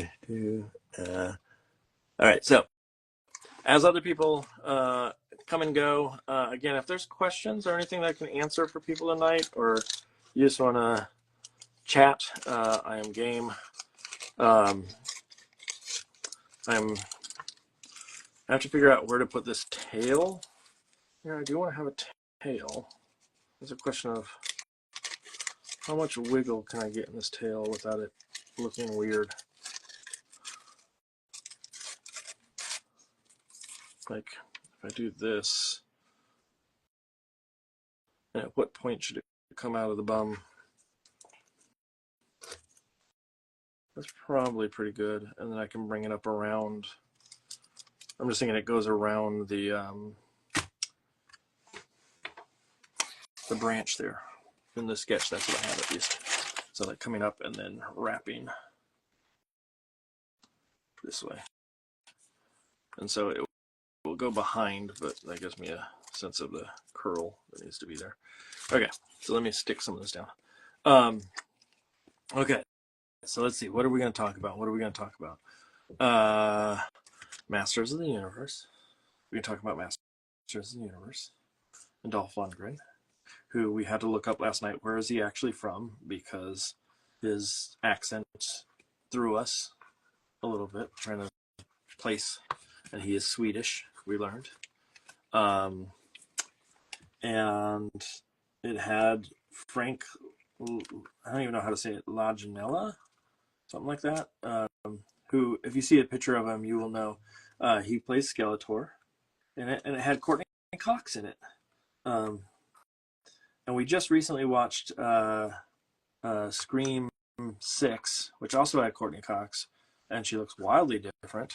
And then we also watched, what was it? Oh no, we didn't see the one. We watched Leprechaun in the Hood. But the original Leprechaun has Jennifer Aniston in it. And so we didn't see that one. We didn't get to see old Jenny Ann's. But we did get to see Ice-T. No, it wasn't Ice-T. Who was it? Was it Ice-T? Yeah, it was Ice-T. In Leprechaun in the Hood, which was awful for anybody that cares. Oh yes, Mike Petrick. I was a He-Man kid as well when I was younger. However, I think that this movie is so far removed from anything that is He-Man-esque that going back and watching it now, like at the time, yes, disappointing. It doesn't live up to the He-Man world of any sort. But you also, like reading up on it the other night, there were so many constraints that Mattel put on it and things of the sort that, like, it's not surprising that it had some challenges. Let's put it that way. But I would say, personally, go back and watch it just to watch the train wreck that it was, and make fun of, especially Karg. Karg was not a lovely character design, and some of the special effects and things of the sort are worth watching just so you can laugh. So I would say watch it. They are making a new one. They are making a new Masters of the Universe movie, just so you know. That's awkward. I don't know about that. I don't know. That may not be good. I might need to rethink that right there. I.e., it might need to curl out this way. I don't like the way that looked, so I will adjust accordingly. But yes, there's a new Masters of the Universe, and I assume it will be better, but I make no guarantees. And then the main thing that I'm concerned about with it is that Jared Leto's in it. I think he plays Skeletor, if I remember correctly. And I know he can be a good actor, potentially. He is not my actor of choice. Let's put it that way. For a lot of things, I don't know. He doesn't strike my fancy.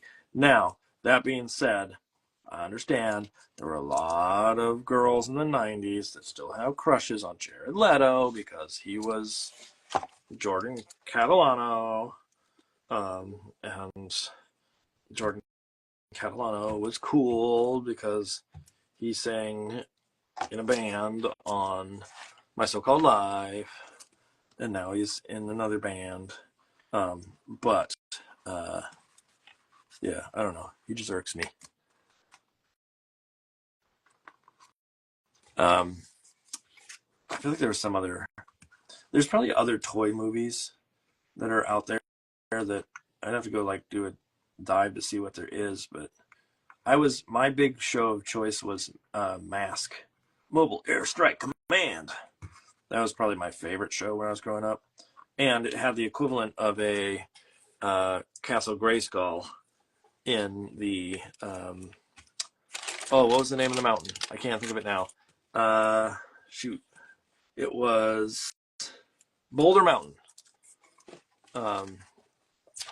And then we went back and watched a show at one point, my wife and I did, and it was not good. It didn't hold up throughout the years. I mean, it was okay, but it was not what I remembered. I guess I basically remember the toys. Is what it came down to. So, that was my love was the toys more so. Speaking of Jared, definitely check out Morbius. We've seen Morbius. We have seen Morbius.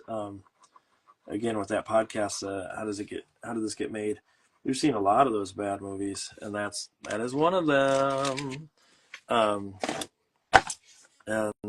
I don't remember. I remember moments in it. I don't remember the plot 100%, but I do remember moments, and I remember thinking that it was not good. It was uh, a big flop. I imagine there's probably something that I've seen that has Jared Leto that I'm like, yeah, that one's good. I just, off the top of my head, I can't think of it. So if someone can convince me, I bet you. What was that one? The one with Matthew McConaughey, um, Dallas something, Dallas. I want to say Dallas Morning Star, which is the newspaper in Dallas. But whatever that one. Madam Web was also awful. Awful in a good way. Awful in a way that, yes, I would watch it because it's so bad. Awful in a way wherein I will watch it to make fun of it. But maybe only once. I'm trying to think if there's other, like, there's got to be other toy movies, right? Or I know there's other toy movies. Let's put it that way. There's like the Lego movie and things of the sort. But I'm thinking like 80s, 90s toys, 70s toys. Like there's no like Weeble Wobble movie. Now, should there be? Maybe. It's just a movie of people being knocked over and they just tip back up, or a play school movie where it's just I don't even know. I was gonna say where it's just characters sitting on little pegs and that's it. That's the entirety of the movie. Do you ever watch the pitch meeting YouTube videos? I don't. Should I? Should I watch those?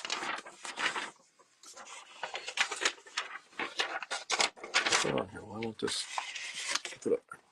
There we go. I feel like that's too close to the color of those. Let's see.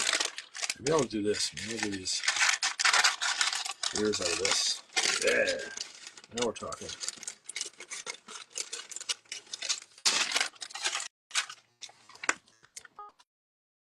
What Bill Illustrator, what are the pitch meeting YouTube videos? Inform me.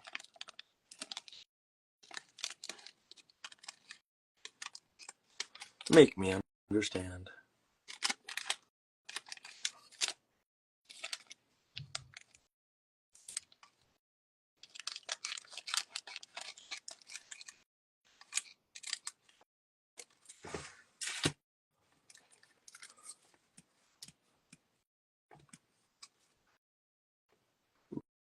Oof.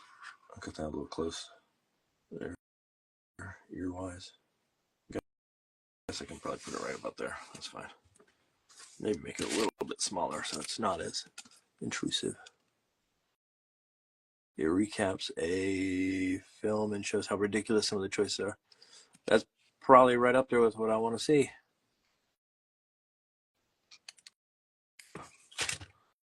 Okay, let's get these ears stuck down.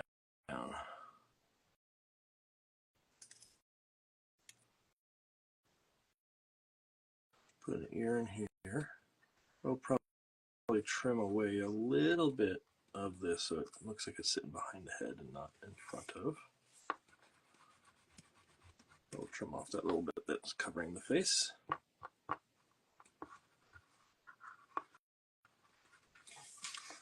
I'll stick this guy down, this bad boy. I'm trying to think if there's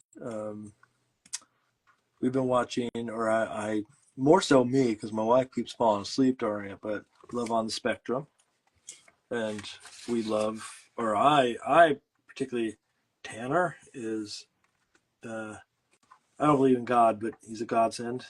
He's amazing. And Connor, I mean they're all they're all pretty amazing. But Tanner's just like, he's so happy all the time and puts a smile on my face just watching him, and I'm not even there. But he's just so good to watch. And what else are we watching? I'm trying to think. We're watching.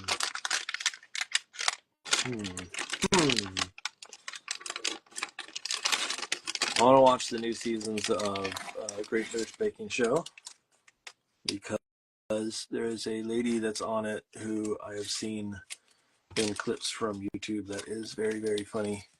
That is one of the new hosts. And I'm trying.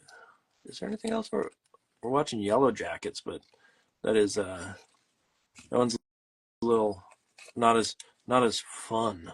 Let's put it that way. It's fun to watch, but it's not a like, hey, we got to talk about this one because it's so silly. It's we got to talk about this because it's disturbing or challenging or made me have issues with my perception of what is right and wrong in this world. I'm trying to detone this schnoz for the monkey here. I'm trying to make it just so it's not as rich of a tone here to be able to play with. That might be enough. Probably that's it. I just don't want it to be as dark as these guys.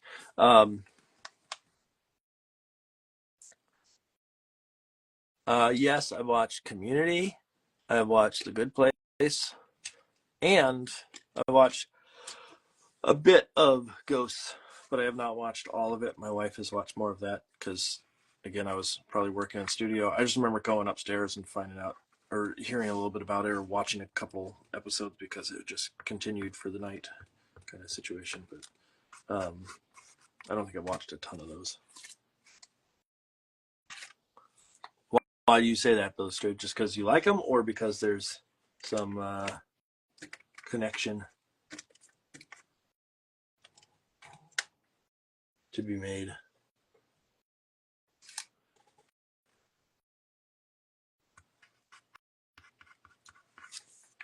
I feel like it would be, there are shows like The Good Place. If you could go back and watch The Good Place again without knowing what's actually happening, so you get the surprise aspect. Like, I'm hesitant to tell anybody about that show because I'm afraid that it ruins the show. Like, you have to go in and kind of find that out as it's happening and not get caught up in knowing everything as you're starting the show.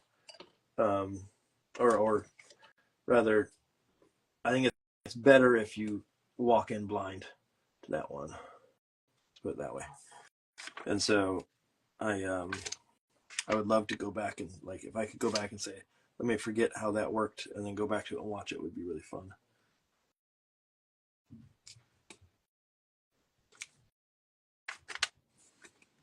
I'm going to put a little bit of this, like pale mint on the edge of this nose. I have to order some more of these colors. They're running out. Yeah, less said the better. Yes, it also made me appreciate Ted Danson again. Like, I was not a big Ted Danson person, especially after seeing what was it, Cadillac Man, and his choice in painting his face a certain color at one point back in the day, which, still not a fan of that, but he sort of grows on you in that show. And then there was the Man on the Inside, the show that he's in now, that's really good too, that they did I think it was an 8-episode run with him that was really, really fun. Okay, I need to start making these little baby monkeys, these little spider monkeys or whatever these are. They're going to be down here. There's one down here that's clinging on.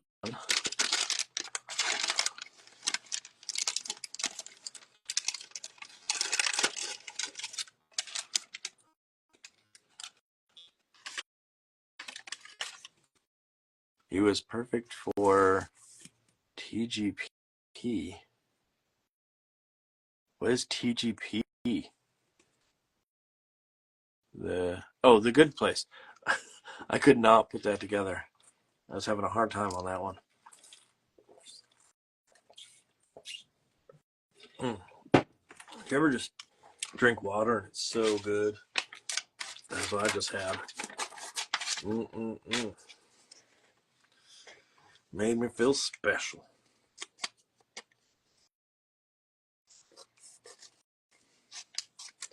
Let's see if I can make this guy have a tinier head here.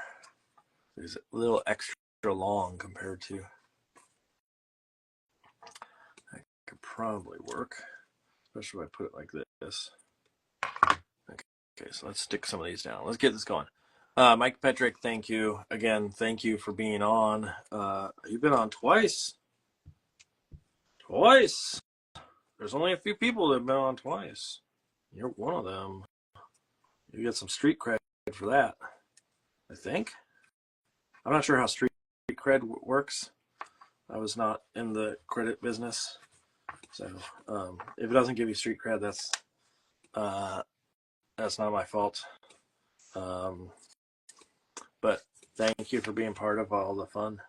I'm sure that we'll have you on at some point in the future again, and we'll talk nonsense. We'll talk all the nonsense you want.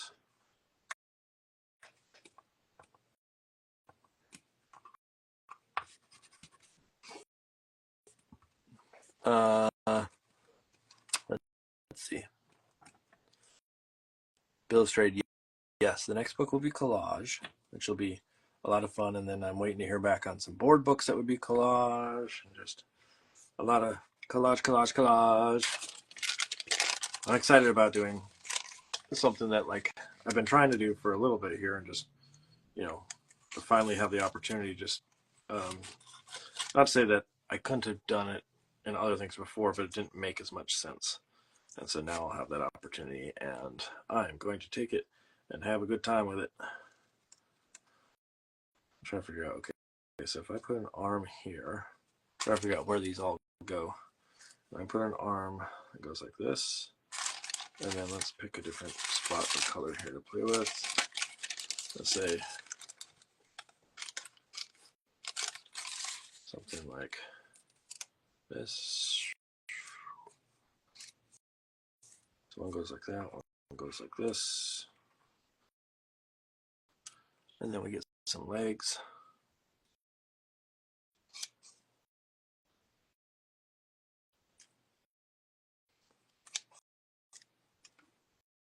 I get one leg that sort of sticks up here like so. I feel like this arm should probably maybe go up and over there, but I can just put a hand there and that solves that. Let's do one other.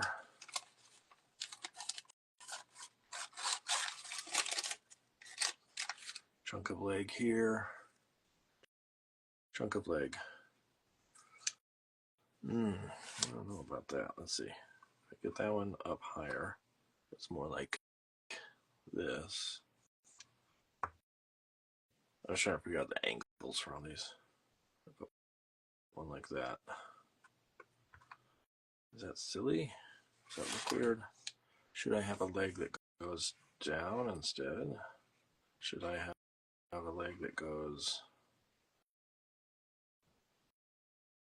up this way, and then a shorter one that goes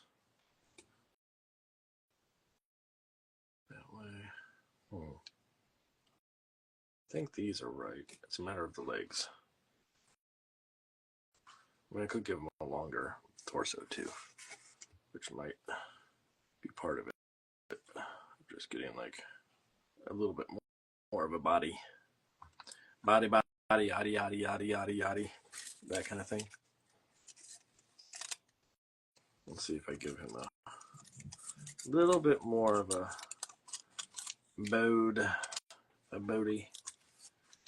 Is that better is the question. It probably is. little bit more punch to it. So maybe what I'll do is see if I can get that guy up. I can get this underneath it. This can just cover up the thing that's underneath, but I'm gonna see if I can get that up before it glues down or before it dries completely. It's enough so that I can get it underneath it. Okay, beautiful. Okay, so question. You were, oh no. I noticed that Road Montail was watching earlier. He's creator of other things, the Halloween gift box exchange that I love. Woo! Okay, so question. You are wicked fast, but that aside, generally speaking, is the overall production schedule any different, longer or shorter from a picture book? For board books. I haven't done one.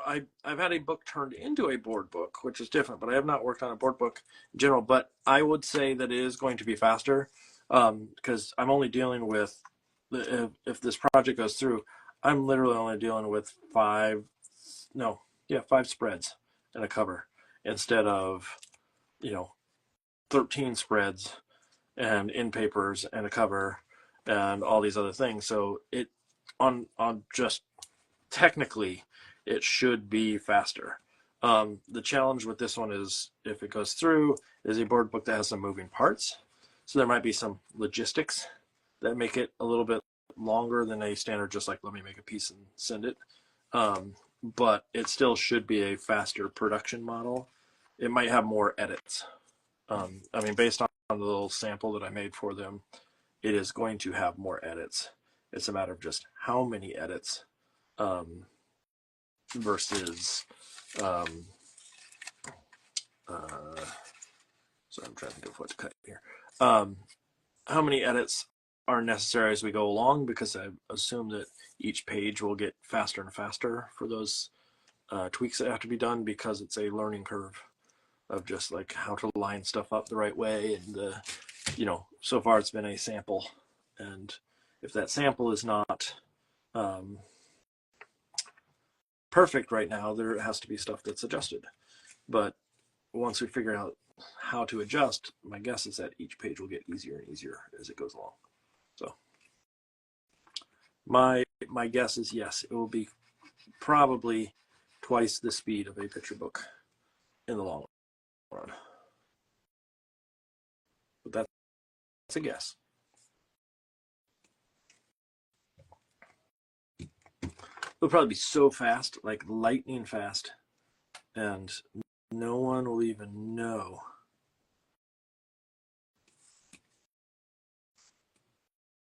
No one will even know that it's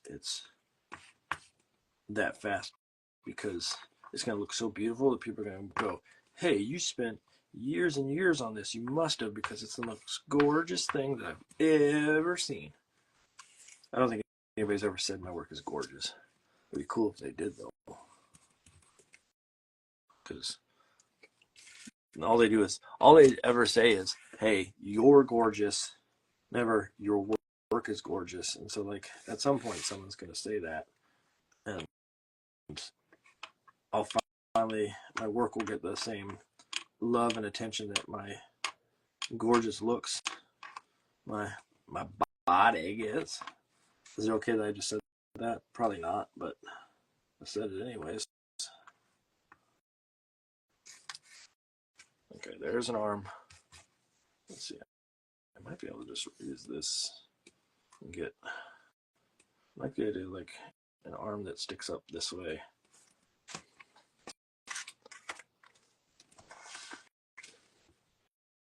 So again, in the comments, there's a thing at the bottom. This is for all the people watching who are staying nice and quiet, and they shouldn't be. They should be asking questions. There, because it says, ask me anything. You want to ask me about what I had for lunch? I will tell you. You want to ask me what I think about tariffs? I will tell you. You want to ask me if spiders live longer than ants? I will guess. I won't be right, but I'll take a guess. And the guess is that spiders do live longer than ants. I think that's probably, is that, do you think that's right? Do you think spiders live longer than ants?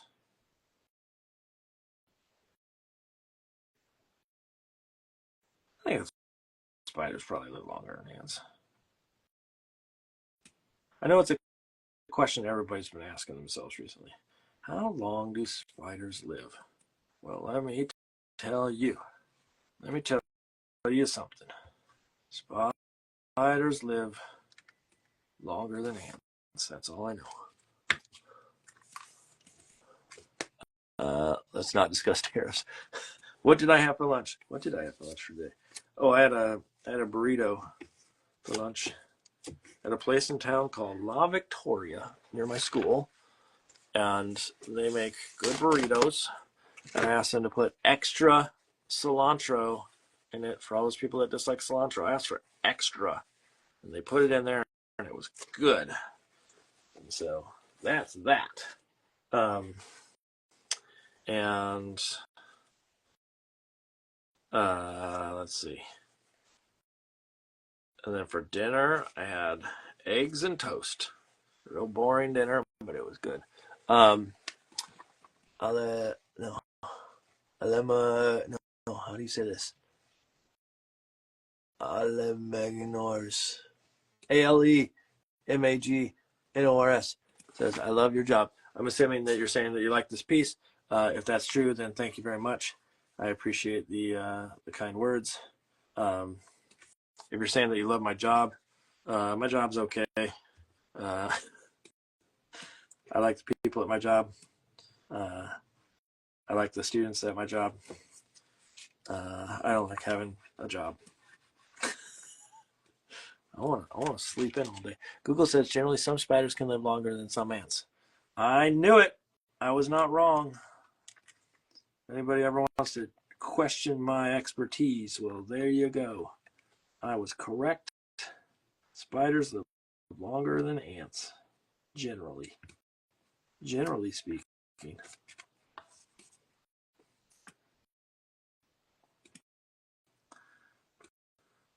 I'll put, let's see. I like these like slightly darker tones, so maybe I'll put this here. I'll probably paint the feet in because it's just going to get too hard to make those that small. Brand of tracing paper you use. Have you found different brands make a difference? Yes, I have. I basically use, what is this, Strathmore. And I bought some brand off of the internet. What brand was that? It's not bad. It's a little bit shinier. I bought this Bachmore brand tracing paper, and it's okay. There's nothing wrong. I haven't used it as much. It's a little smoother, I think, or like a little more plasticky than paper. And technically, it's paper. I mean, I think. I don't know. It works relatively similar, but it's just a little bit smoother in my mind.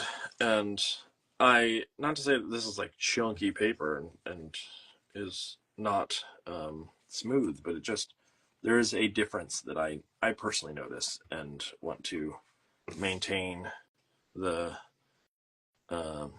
little bit of texture that shows up from this one. So,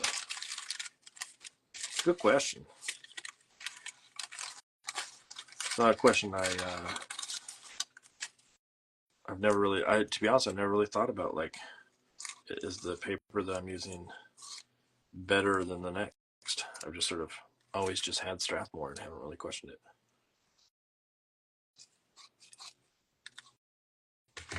Just trying to find the right, like, tone of color to put on here. That works.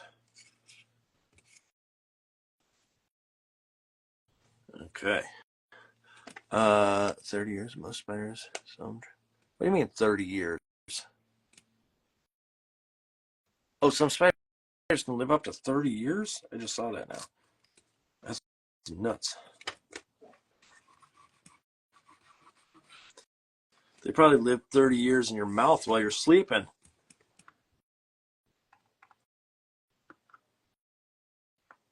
You think that's true that people eat a certain... Yeah, you said... And Queen ants. Oh, queen ants can live 30 years. But some tarantulas can live for decades. Oh, it's just barely above where it's like fading that, so I didn't see those words. I hear my own excitement in the oh, queen ants.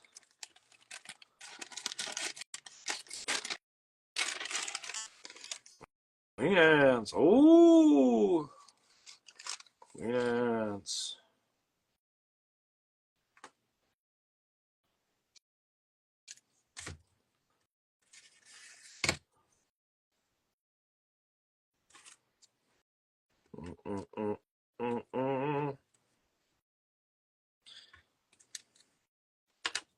This is, I should have thought about this before I did this, because this is very frustrating to deal with all these little small pieces. And these aren't even that small, but they're small for the type of collage that I do.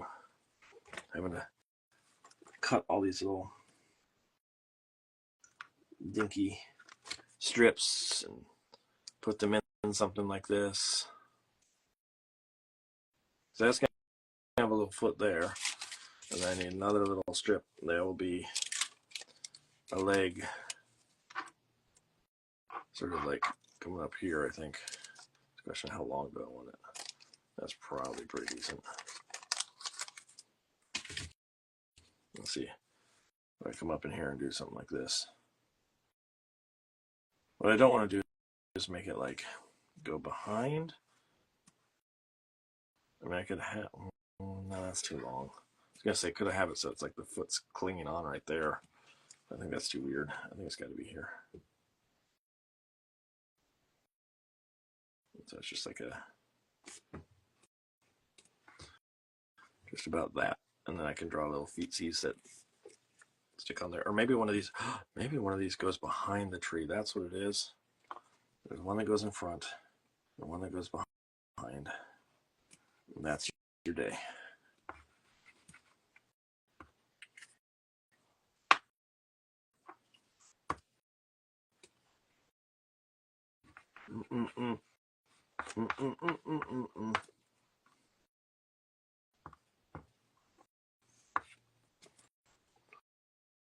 You explained this a while back, but could you please explain the different kinds of illustration agents? Art only, author, illustrator. Yeah, so there's about 4 different types that I know of within the illustration world. One of them is not really an illustration agent, but I will explain. So there are, it's a good question. There are a art agent, a literary agent, a a licensing agent, and a what do they call it? The person, like, not a lecturing agent, but a for like speaking engagements. Lauren, can you help me think of what that's called? A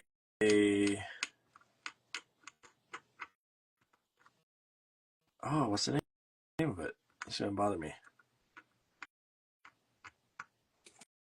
I'll think of it here in a second. But so an art agent is a agent who can do who can rep you on basically anything art related. So that could be anything from sort of work for editorial. A speaker bureau agent? What's the what now? The agent who books speaking engagements is called a speaker agent or a speaker bureau. But what's the one that we looked into? What now? I don't know what you're talking about. That Kate Cosgrove is at? I didn't know. There is a name to that one. That's, I mean, I guess I could look it up here or on the screen here, but a art agent.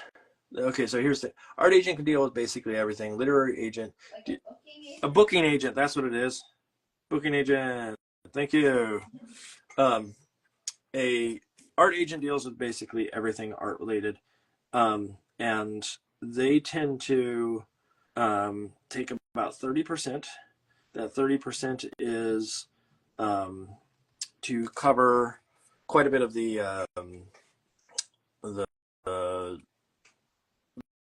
the fees up front. They don't see a lot on the back end because the majority of the work that they do is not necessarily attached to royalties. It's generally what's called a flat fee. So you do the work, you get paid, and then you're done.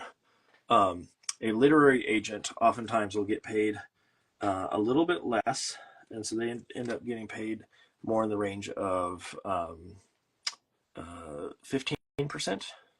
And that is primarily because they also get a cut of the back end of some of those deals. So like if a book gets turned into a show, or if a book gets turned into a movie or things of the sort, they would also get a cut of that as well. So anything that's book related that comes from that. And then there is a licensing agent. Licensing agents basically work with the idea of breaking rights apart. And so like the equivalent of oftentimes people who are surface designers will have a licensing agent, and a licensing agent will do things like if you design a pattern and it's going to be used on bedding for one company, they could also sell the rights to another like a stationery company to use that same image.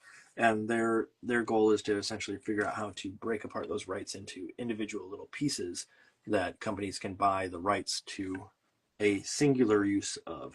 So that's where, like, someone could buy the rights to a pattern or things of the sort for just a singular instance, like bedding, and the next person could buy it for clothing, and the next person could buy it for something else. And so a licensing agent helps work with that kind of like breaking down of the rights involved in all of that.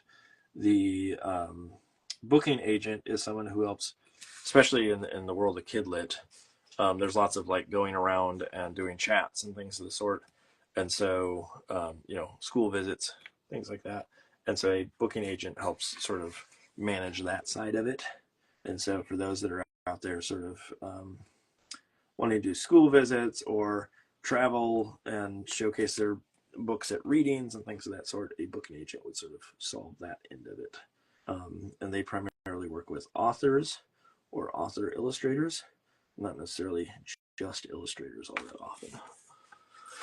So those are the main types that I know of. There may be other variables that are out there that are in that same ballpark, but that's the gist of it.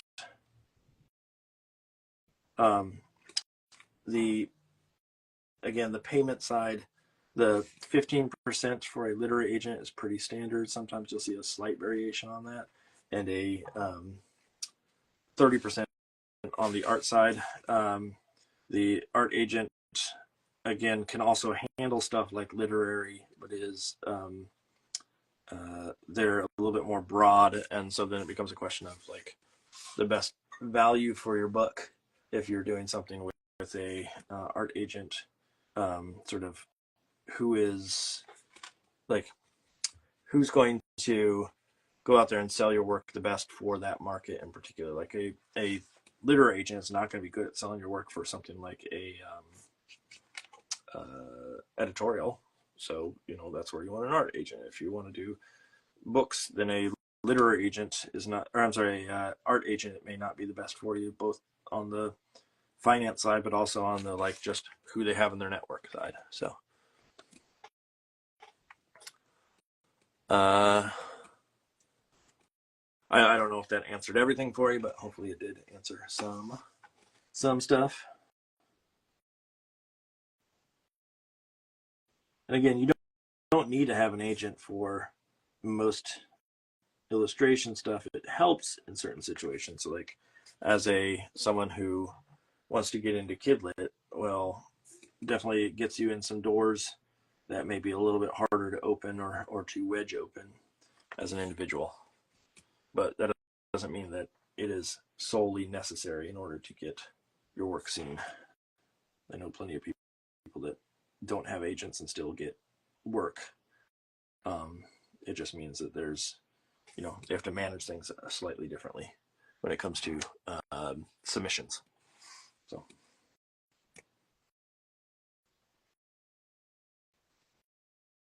Try to get the tone on this monkey's head better there. Okay, I think that monkey is done enough. And now it's time to go work on the other one, which is up here. Now I gotta find all the right tones for this one. Okay. We're gonna get there. So do you still have more than one agent? I do. I still have two agents. I have an art agent and a literary agent. The literary agent solely deals with kidlit. They don't deal with anything on the adult side of things. And so like picture books are, or not picture, but sorry, I don't know why I said that. When I work on book covers for like mystery novels or things like that, that's through my art agent in particular.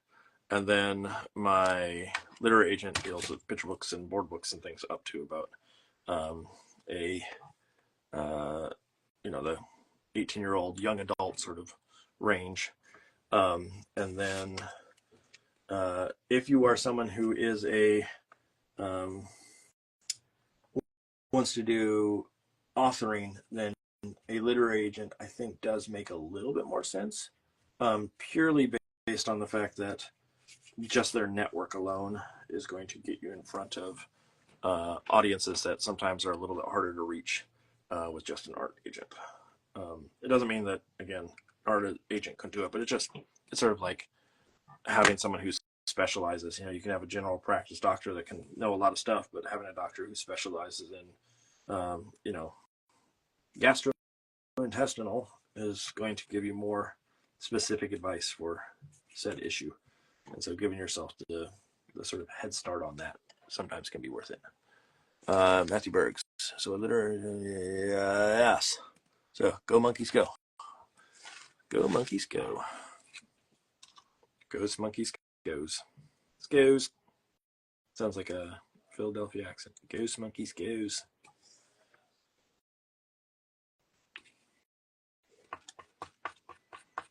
Get this little monkey nose in there. I will do those ears after. Let me start making this other monkey that's up here, though. And so I just got to start finding the right tones is basically what it comes down to. That not sticking down? Let's go down there. Good enough glue on that.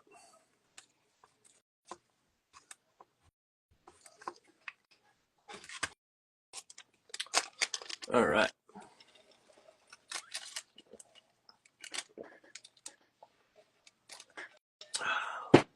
I's thirsty.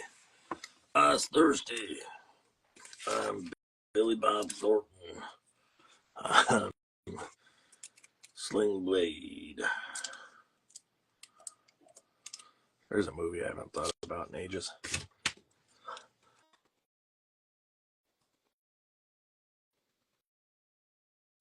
My name's, what was it? Taters.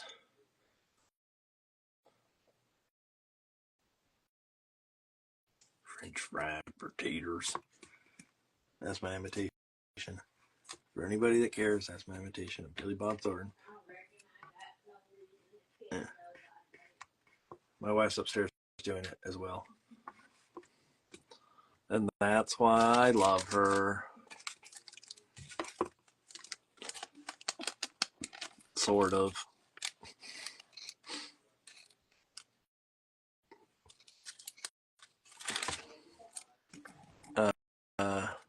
Do I have any of the mystery covers handy to show? I can go get them. Give me a second. And I will go grab a couple so you can see what they look like. They're different. And I haven't done one in a while, but I can go grab a stack and show you or just give me a second. I will. Let me just get this head in here. It needs to twist a little. There we go.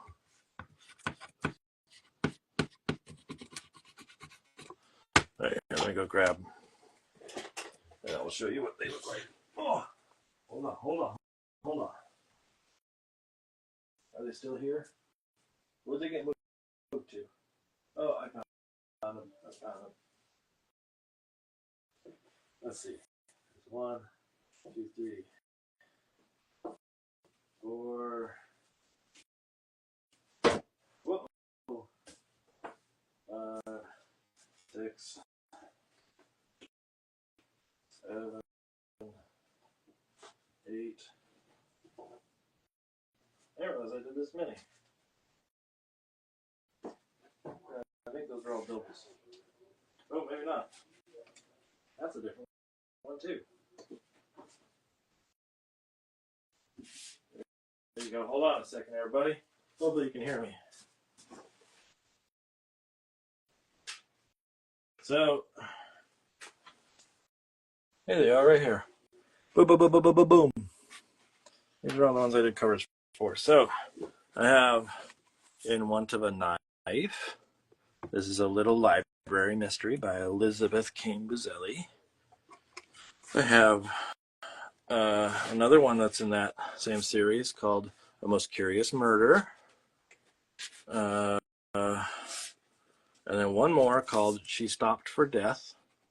So, like, these are all with paint, but like there's crane, and then the backs of them have, like, this one has a frog. I think this was all done, these are all digital, these ones. So, like, this is all digitally done, but there's like an axe that's up there, and this one has a road. There's a murder on the side of the road. And then these are all part of another series that I didn't realize that one was a shiny cover. I did this one called If the Coffin Fits. And it's a coffin that's exploding, and on the back there's a car wreck. Client by Murder. And then the rest of these, I think, are all these are all the same series. And it started with, I think this one, Stabbing in the Senate. Is that right? I think so. And then that one went to, what was the next one I did? I don't know, there's a whole series of them. These are all A Washington Whodunit by Colleen J. Shogan. Larceny at the Library.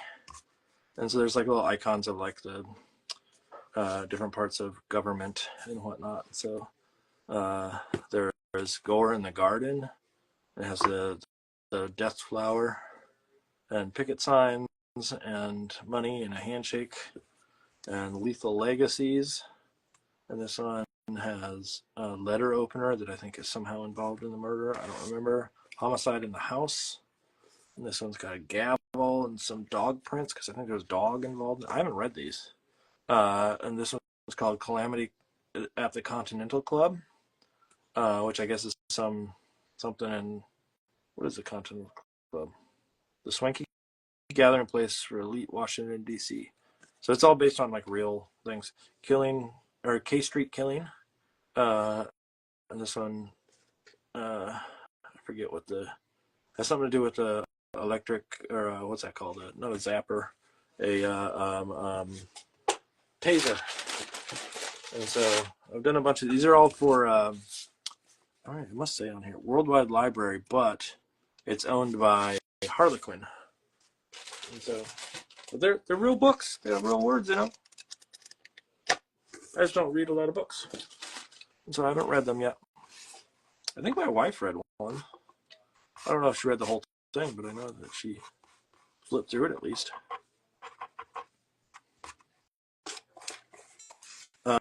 Okay, back to where I was working on.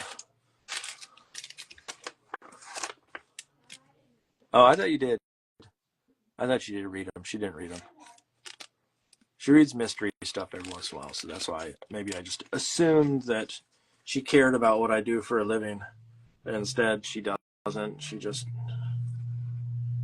thinks I'm a waste of space or something. I don't know how it works.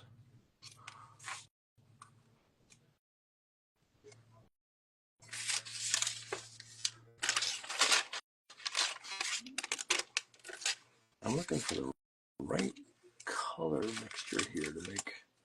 I could try to do. What's the right combo of this color? to play with. Do I have any other little scraps? I don't. That's a question. Maybe I'll do it with this and get that little strip right there. Ha. Yep.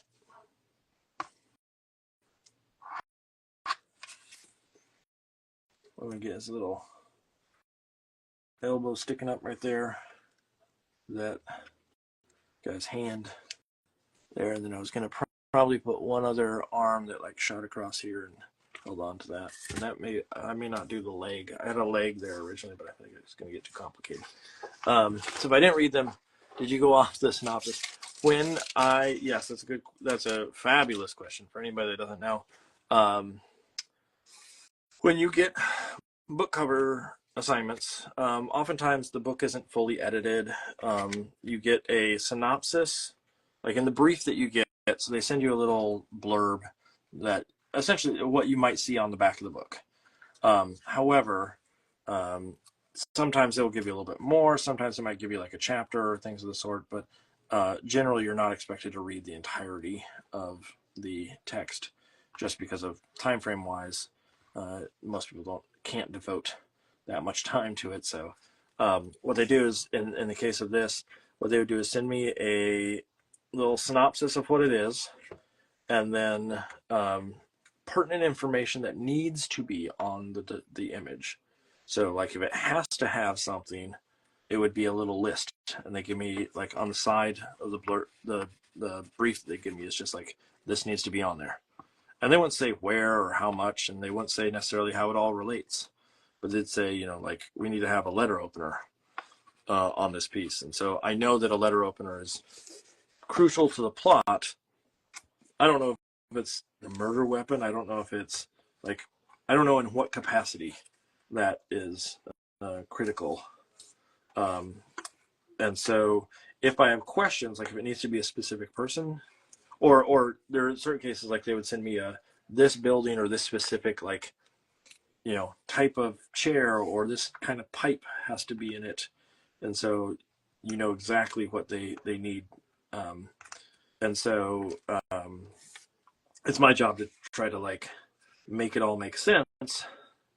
The one thing that I have seen that has happened in the past, there was a sci-fi author who got really upset and tried to badmouth a illustrator because the piece that they made for the cover was not accurate, i.e. they had drawn a character that I think had blonde hair and it was supposed to be brunette and things like that, like stuff that you would only know if you read the book kind of situation. And there was this author was trying to make a big like, this person did a horrible job and I can't believe they did this, etc. And then eventually what was pointed out by the illustration community was that the author was putting the blame in the wrong spot. One, it was not cool to like badmouth the illustrator, not because the illustrator is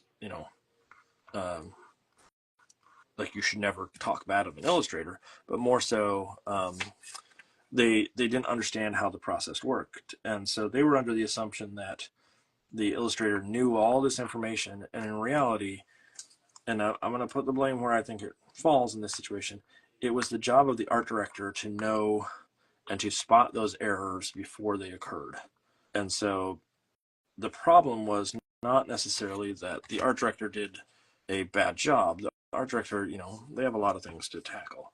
The problem was in the illustration community, or the way that people had a issue with it, was the fact that the author was trashing and trying to ruin the career of the illustrator without knowledge of how the process worked. And so it became this like this real challenge of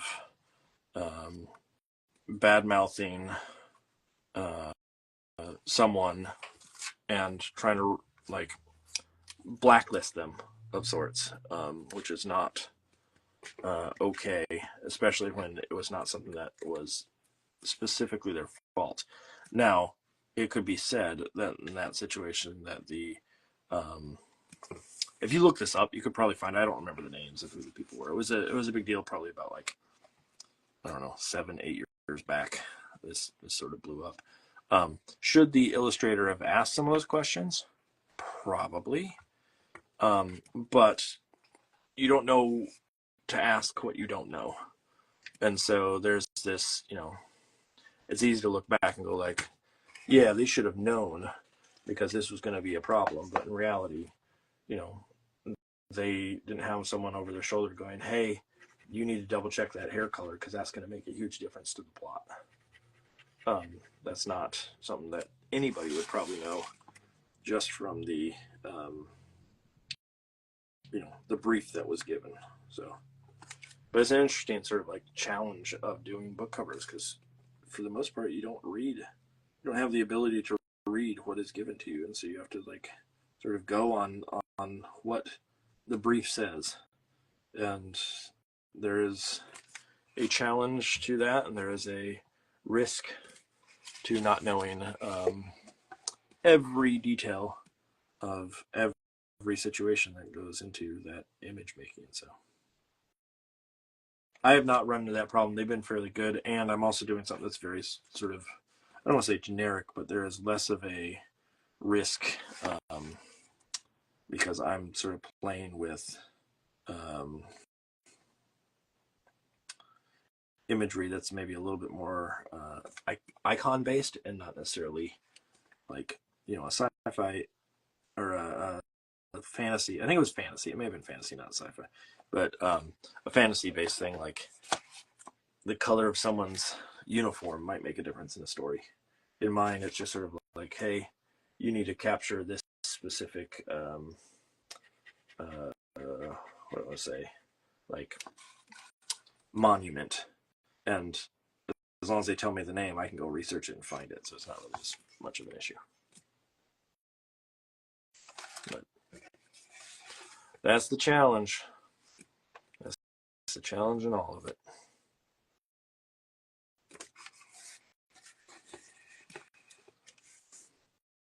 It's worth it for anybody that really does care about that kind of stuff. It's like, or finds that fascinating and interesting, sort of the inner workings there. It is worth going back and like looking at that as a case study about sort of how to know how the industry works and what can and can't be done.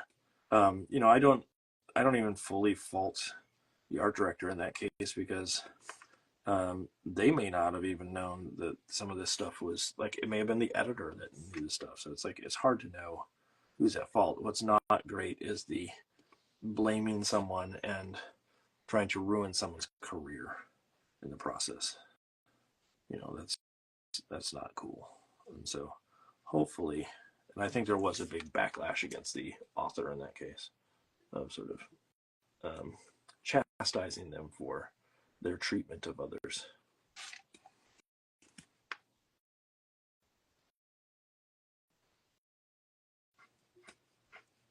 There's some weird stuff like that. Like I teach some of these things in class, not all of them, but like there was a person on an author who on Goodreads would go on there and would leave negative reviews. I forget who. I don't remember. There's a name. There's probably a name. I could probably hunt it down at some point, but you can look it up too. A author who would leave negative reviews for all the other books that were coming out at the same time as her books. So she had a book that was coming out, and she like went on Goodreads and basically trash talked all these other books that were coming out at the same time, trying to ruin their sort of I don't want to say ranking, but their I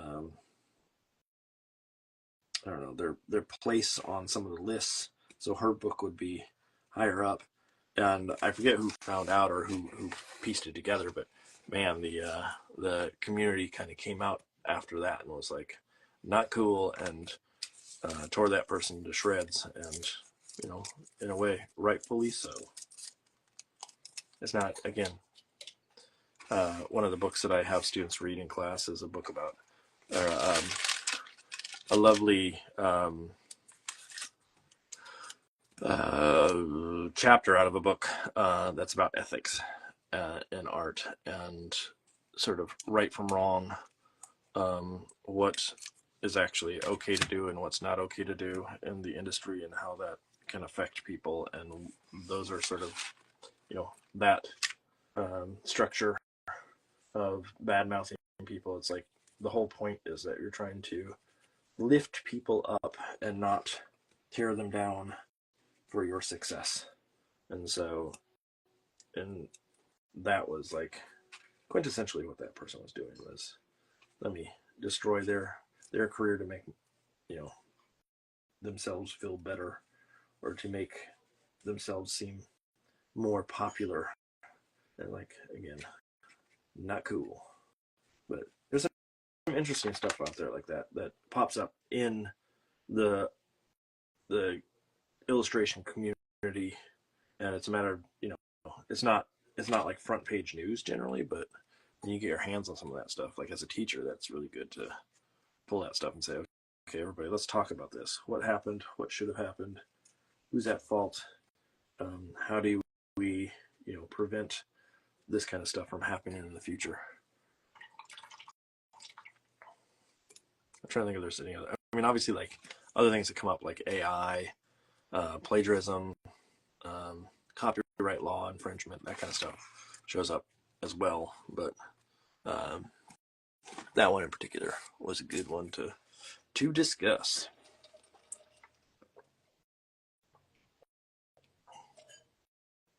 Okay. I'm just waiting for that little schnoz to dry on that one. Then I'll start putting in some eyes. I'm leaving the bug till the end because I want to give myself a little bit more room to play with some of the design once I get some of these other elements in. Let me sort of clean up, if I can, that little bit of right there.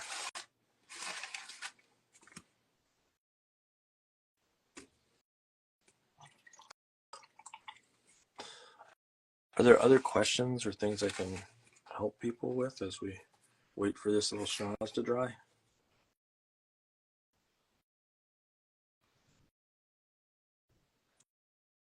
It's awfully big. I don't think it needs to be that big. Let me trim it down a little.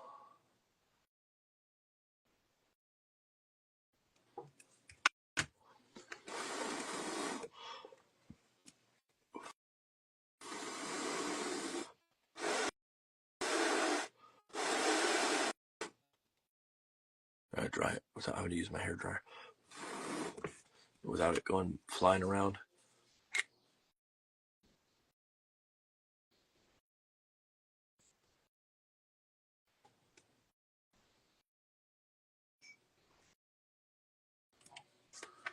I don't like how it lines up with that arm, so let's get it up a little higher.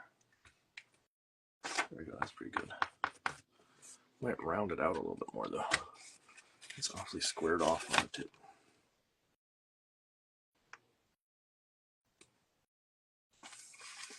There we go. And maybe a little bit shorter this way.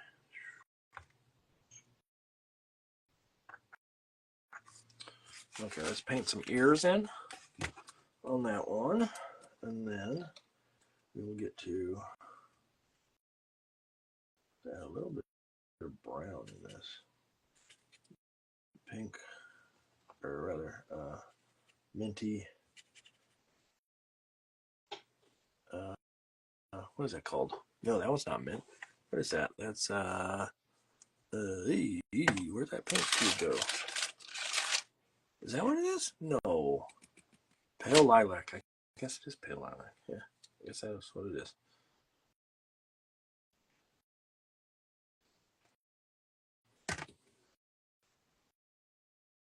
Let's see if we can get little ears in here on these. Ears in here. It's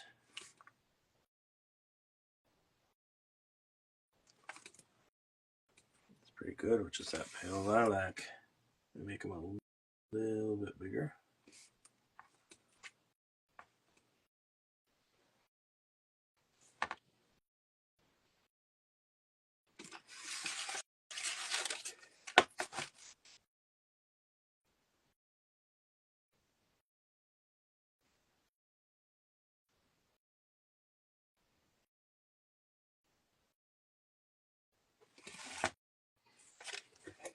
Uh, Matthew Bergs. Wait. Teacher Marin. Sorry to be so late. We'll have to watch the replay. Got stuck in traffic. No worries. Teacher Marin, where are you from? Where was there traffic at this time of night? Unless you're on the east or west coast, then maybe it's actually traffic makes a lot of sense. Matthew Bergs, are there people that I would hope to have on Gab and Doodle in year 4? Well, we're already got booked out. We're booking out into like July already, Lauren.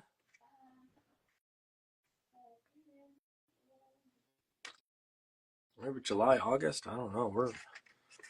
Summer is always bringing in people from Europe, so we save up a bunch of people that we'd like to have on, and then ask them during summer because the hours.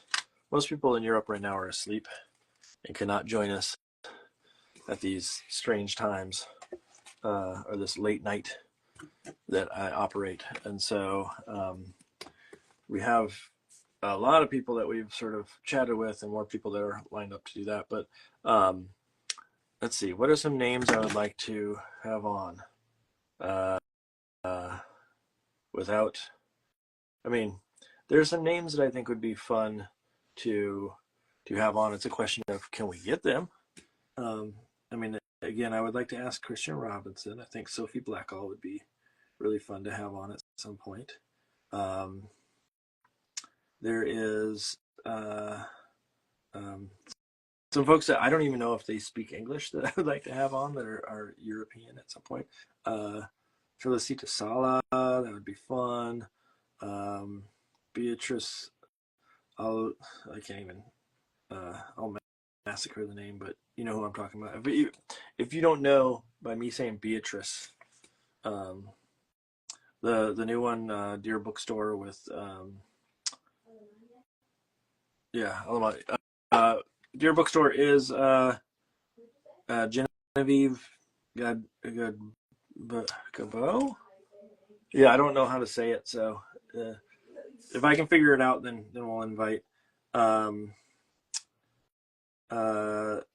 There is I would still, and I don't even know if we just need to reach out again or what, but Ogie Mora would be fun to have on. You know who we need to have on at some point, Lauren? I don't know why we haven't considered Kelly Murphy. I don't know why we haven't connected on that, but we should.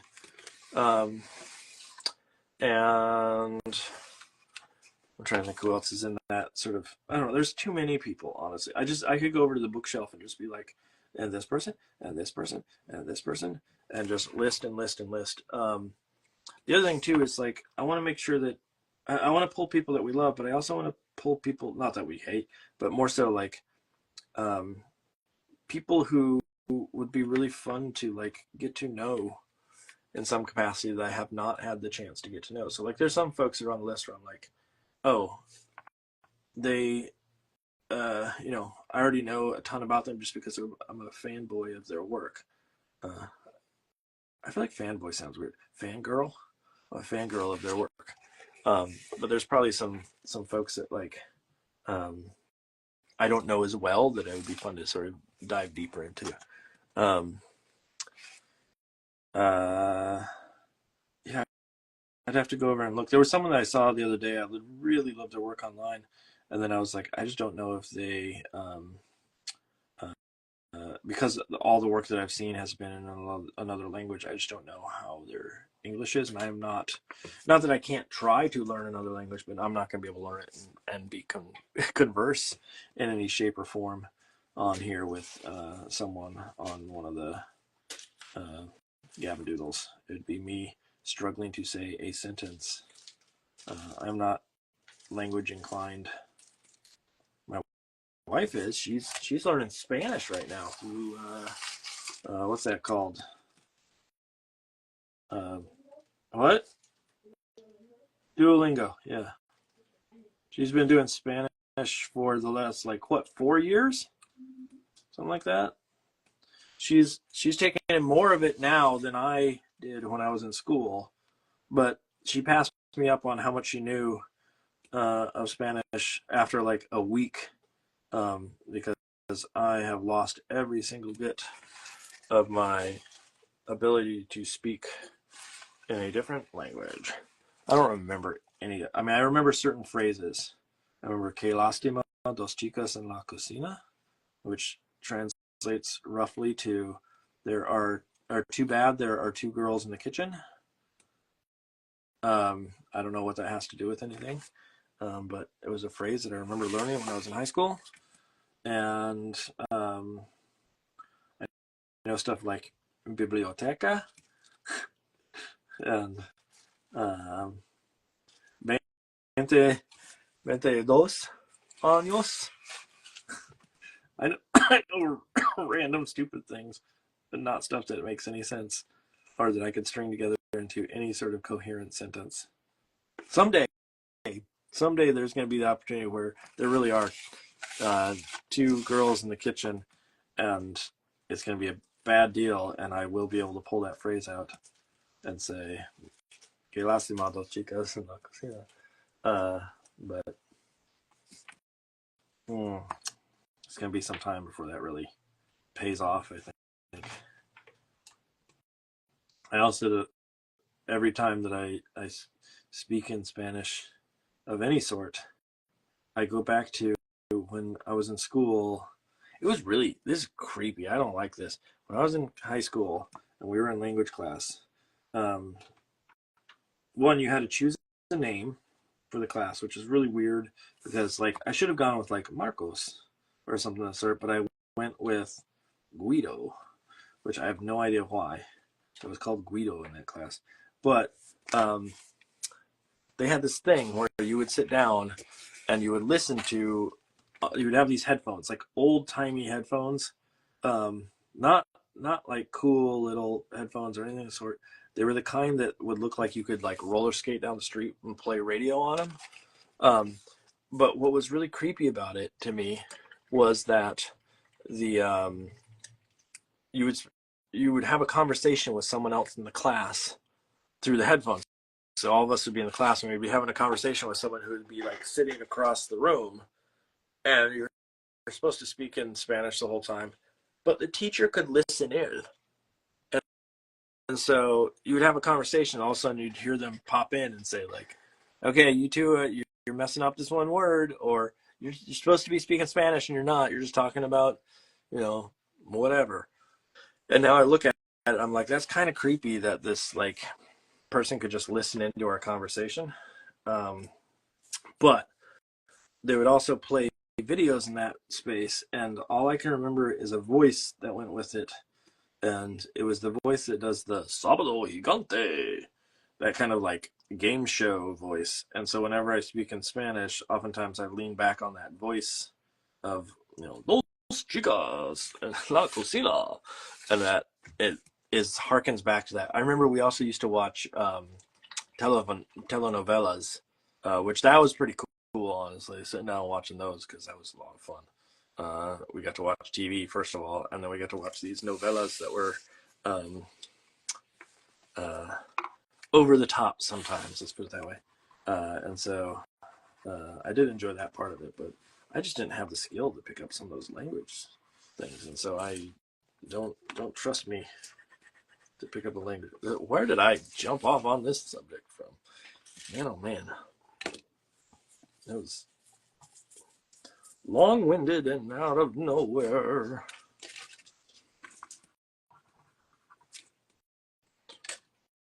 Okay, I'm still waiting for these to dry. I need to do another pass of white on that eye because it is challenging right now. In fact, you know what I should do at some point is I should introduce another brush into the mix and get a good, clean brush like this, and then just come here and go bop, bop, bop, and solve this problem without having to paint a bunch of little swatches, and that should work better.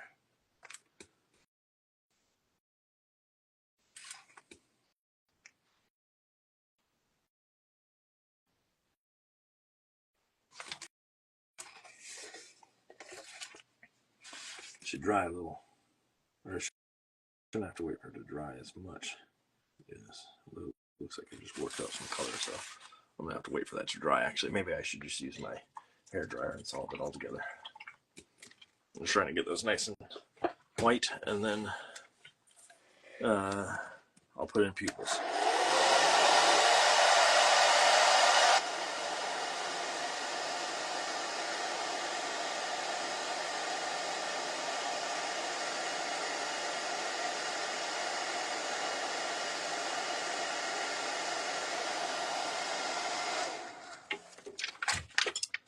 I know the screen makes it look like my desk is messy.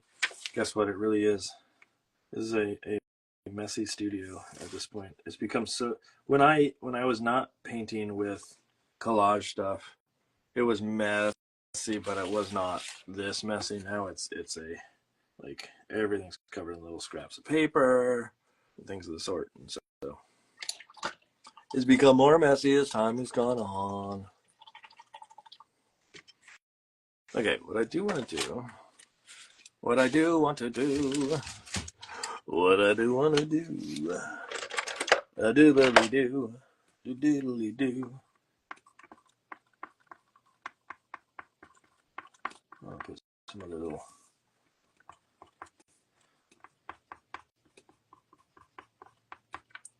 textures in here that imply some fur and things, and I want a little bit of more warmth in those kneecaps. Kneecaps.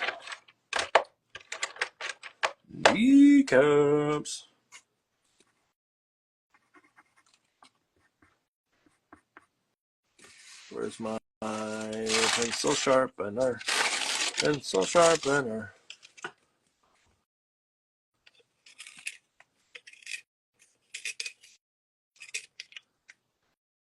Kneecaps.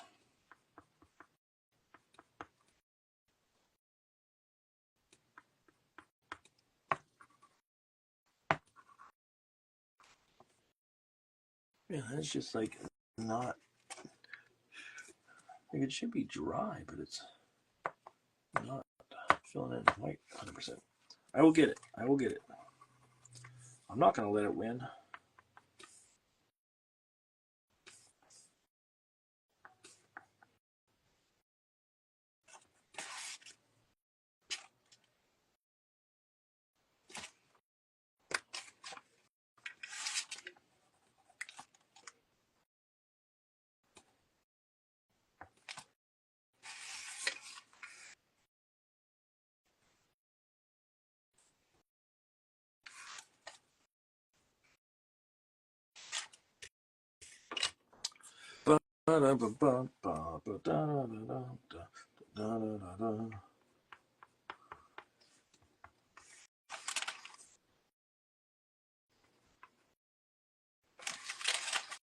Bits of purples in these guys.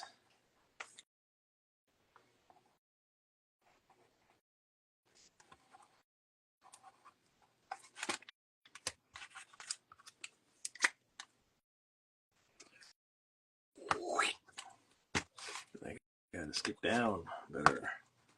I think that'll work. Okay, let's get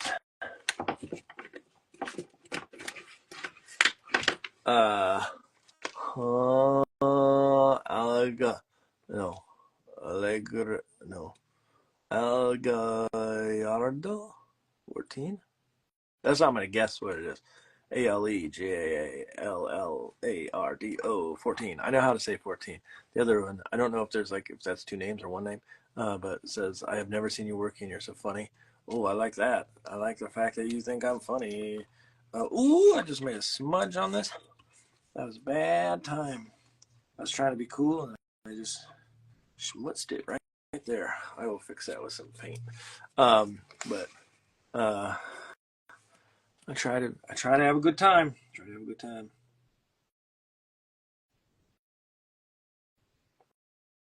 Let me come here. I'm gonna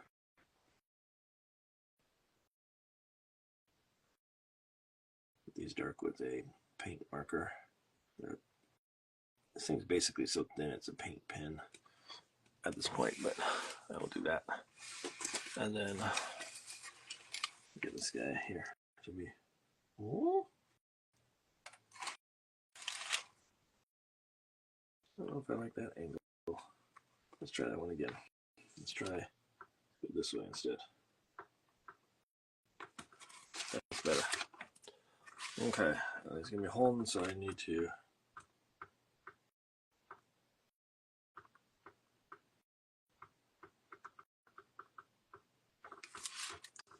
Want these eyes to be looking up that way. Whoop. And then want these eyes to be looking down that way.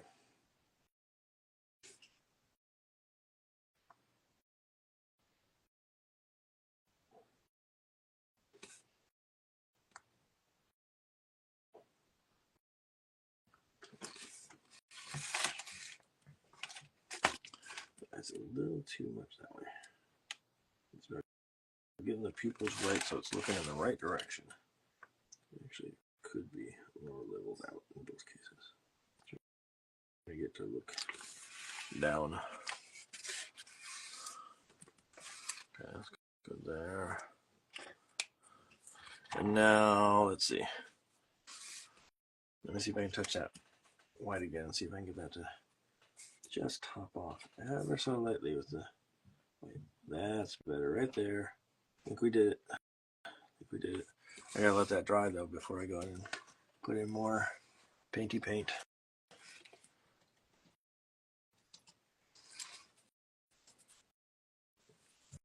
I'm trying to figure out right now, like, I have these little spots of black. I want to make sure that, like, originally I was going to do a little, so again, for those that don't know what I'm doing, let's show it again. This is the sketch that I drew up, and then this is where it stands right now. And originally this is a millipede.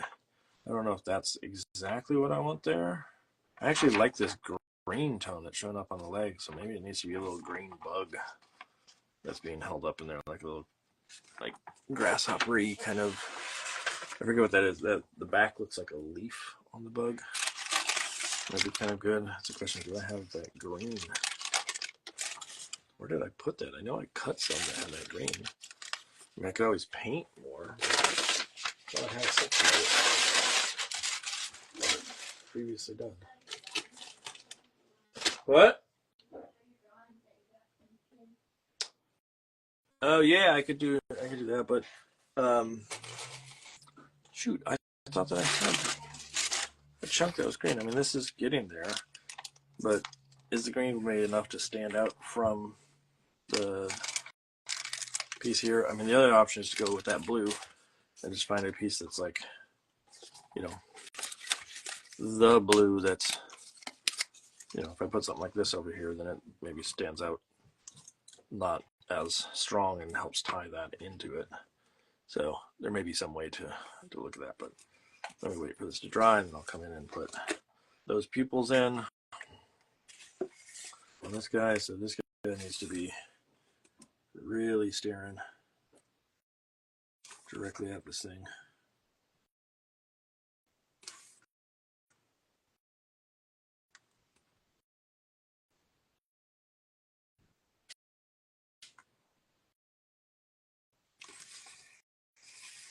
Getting in there good.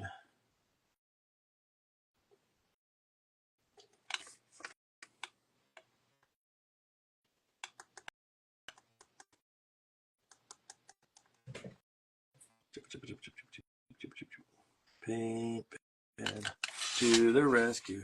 Paint pen.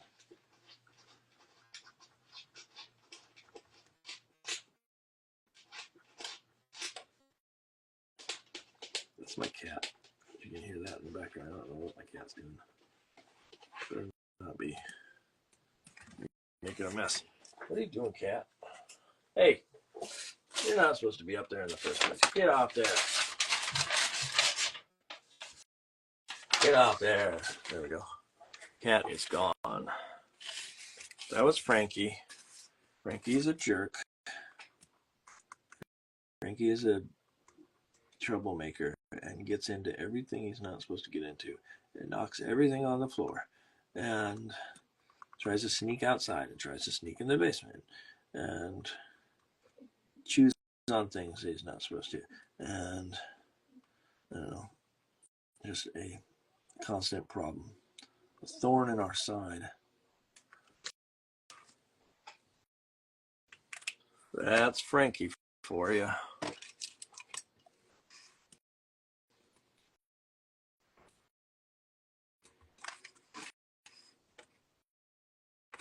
This game will probably be darker, so let's see if I can get.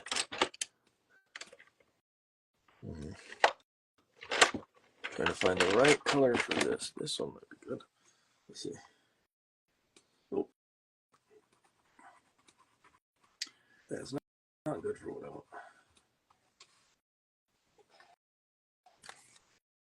I want also.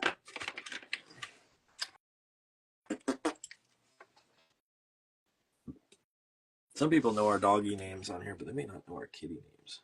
We have one doggy. Well, we have one cat named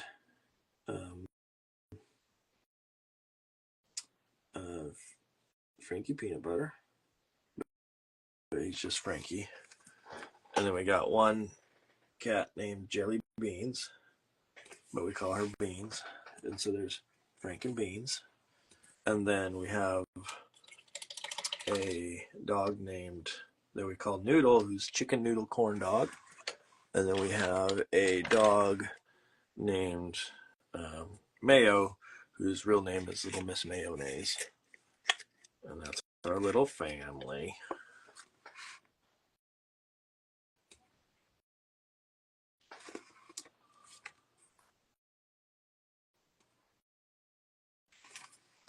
Let's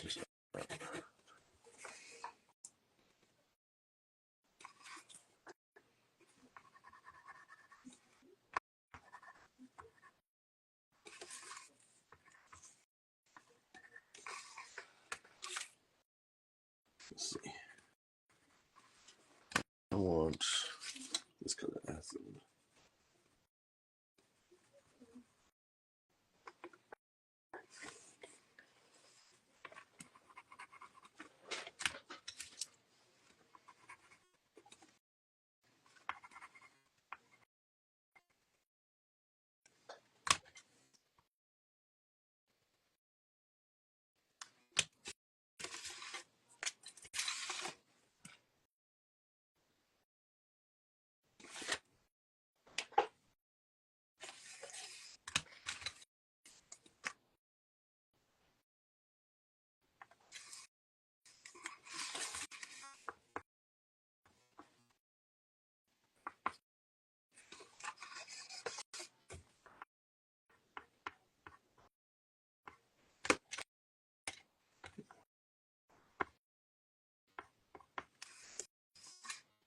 Okay, let's get in here. Let's figure out what we're going to do for that bug now. Let's figure out what we're going to do for that bug. What are we going to do for that bug? Bug, bug, bug, bug, bug. Do I want to do a bug that looks like this?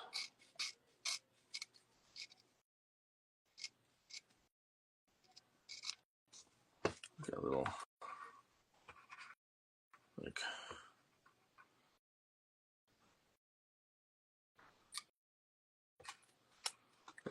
sits in the hand here like that. Then I could draw little legs, a little face on it. The question is, I'm gonna grab another little scrap of paper here, board that I can work on. See if I can color it the right way. Because if I can't color it the right way, then this doesn't. Actually, you know what? Does that guy go? Like, it's one of those bugs that has.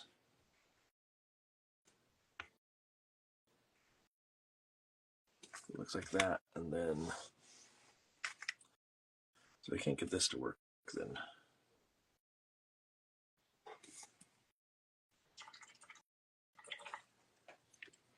Then we have a problem.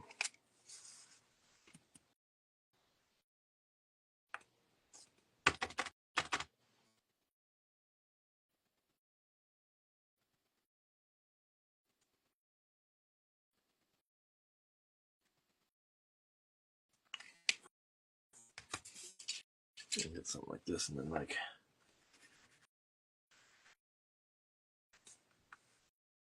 tint it a little bit more green. Or do I mean, the problem with the millipede is just like it's long, and I've done worm things before, so I'm trying to think of other bugs. Let's do this. I'm gonna lose the ability to chat with people for a second, but we're gonna look up.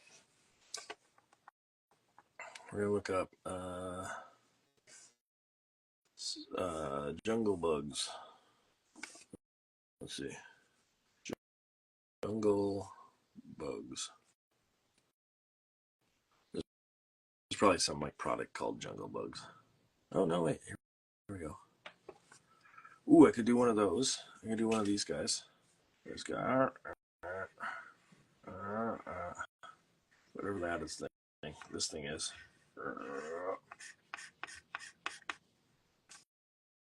Like that. I don't even know what that is. It's some sort of dude.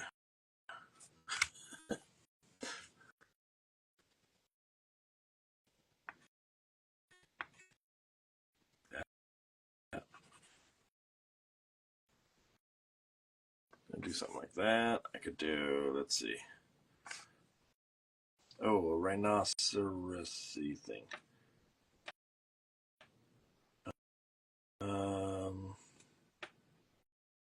There's caterpillars and stuff, but that isn't fun. Moth, I mean, these like ones with the crazy horns are not a bad idea. Just gotta draw.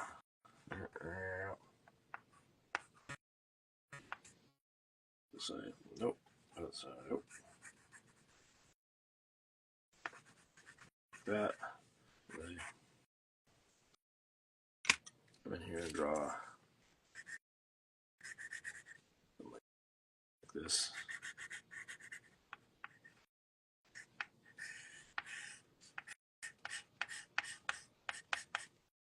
That may be good enough. Doesn't matter, just getting it to fit, which I think I can do. Okay. So let me go back to Instagrams on this. Let's see, where are we? Let me get the cord plugged back in so I don't lose power on this, and then I will make the little bug. And then it's adding little details at that point going forward. Look at that. Back over there. Okay. So let's see if we can make that little bug. Let's start with, is it worth trying to go dark? Probably not. I do have a scrap like this, so I can probably get something out of it. So let's try this.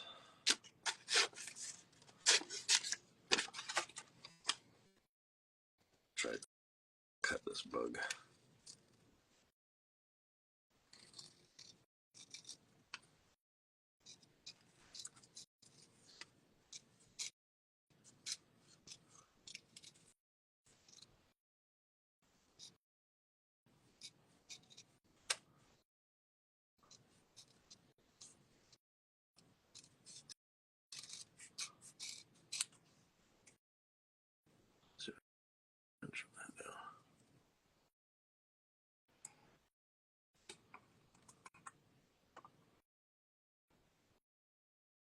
I don't know if I like that shape. Let's try another version. Let's try.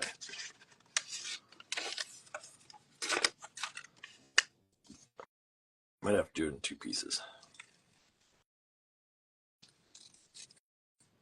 That's probably a safer bet. I did this, and then let's go cut out that head.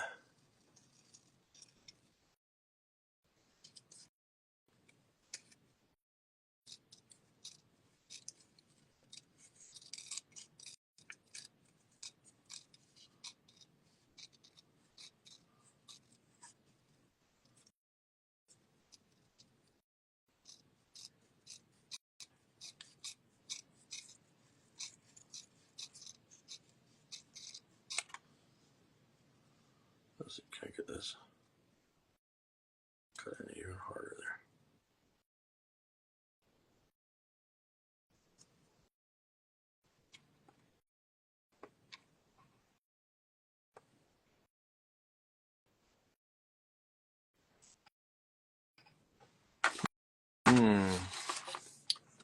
It's a question of like, can I get this in here in a way that doesn't conflict scale wise? Is it better to do something where like it's holding the back end of it? This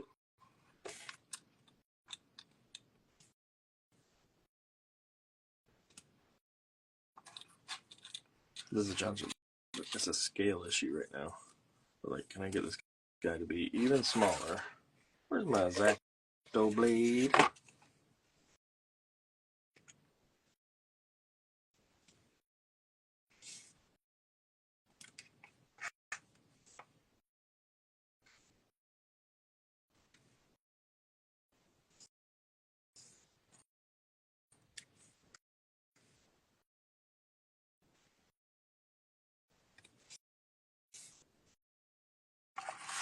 This thing is even more like dainty in the fingers here. So I did this, and then a little body behind like that.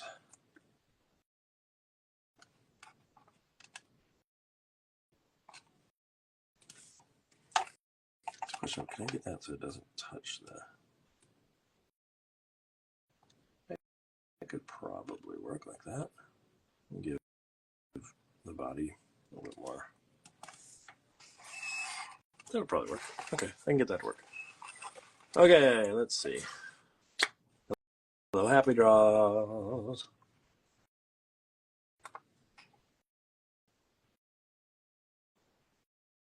I'll add the details after I get this guy stuck down, but let me do this.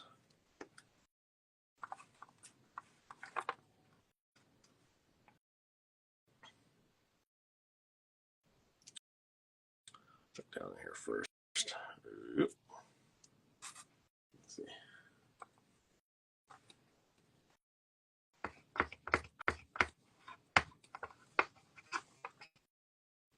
Okay. Now, press it down, and then I'm going to get my X-Acto blade, and I'm going to cut.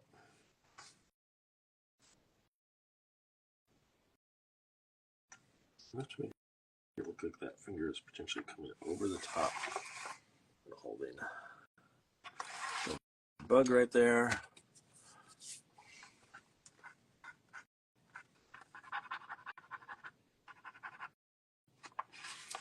Okay. Now I'm going to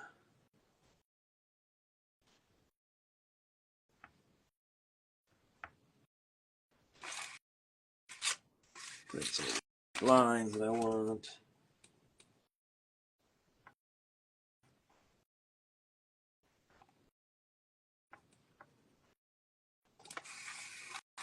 And a little bit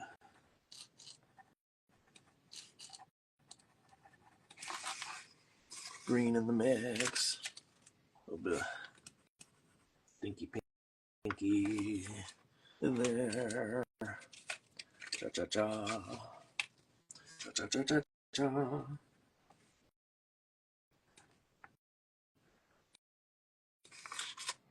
And then let me draw some little legs.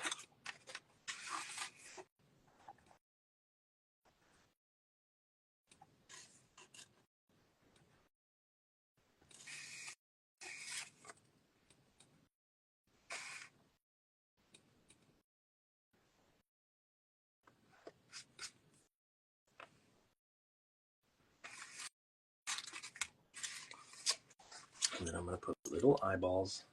It's funny, even though bugs don't really have eyeballs. Put a couple little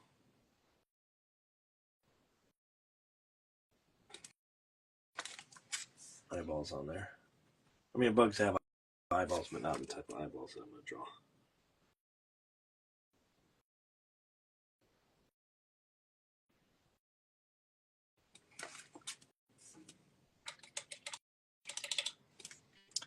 I am going to, with those legs,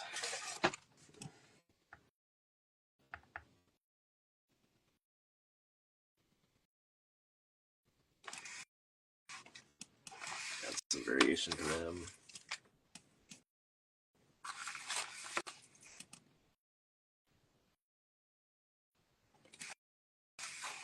Those in there. Cha-cha-cha.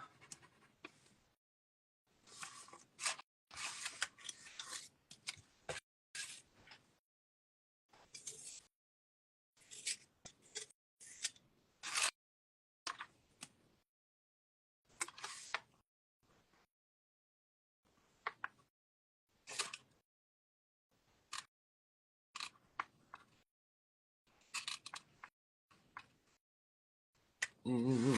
A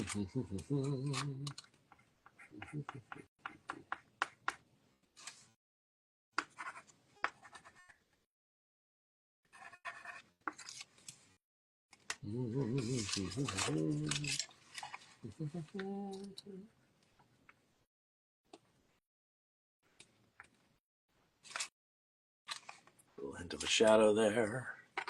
Cha-cha-cha.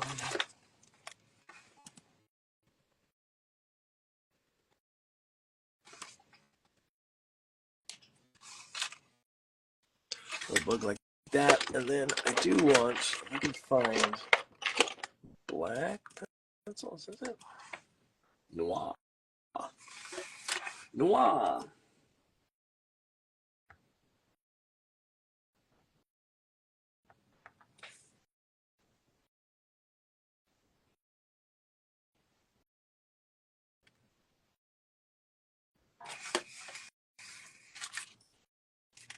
It's a little nice sort of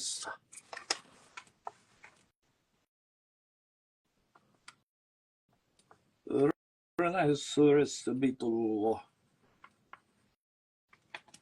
Yes. Little nice sort of beetle. Okay, let me touch up other stuff that's here that I need to solve. Like this. Well, that definitely needs to be covered up. Because that's where I made a big old stinking mistake. These little spots there. Trim those out. Okay.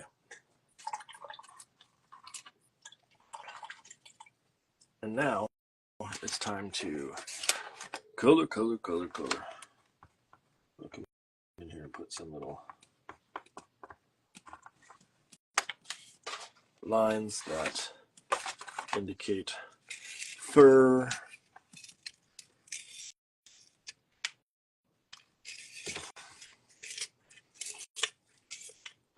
Hopefully I can get this colored pencil to work. Got a problem right now. Got it. Actually, I'm going to do this, everybody. Bear with it.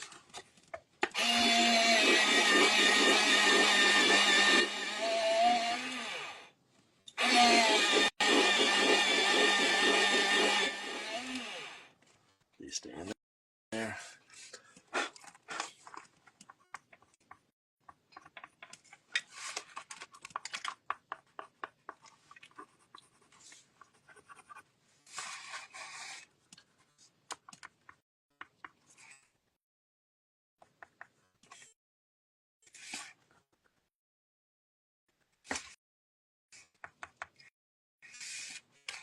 Okay. I'm losing track of everything that I had out here. I need, there we go, these colored pencils.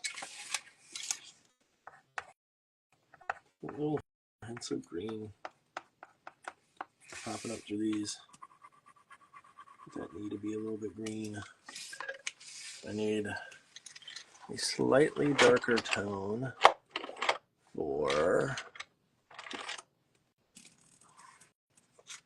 I don't think that's gonna, oh, maybe that's dark enough to imply that arm being in the foreground of that. Same thing up here, I can probably get away with that right there. This Just have a little bit of a darker tones. That tail is back there. Same with the tail there, and essentially here.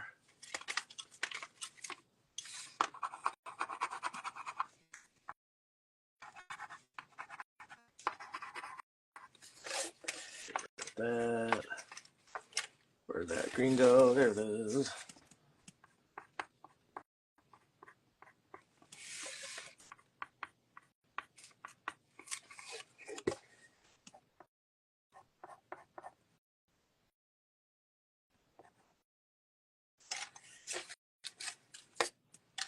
Okay.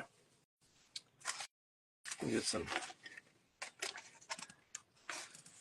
nuance in there for those ears.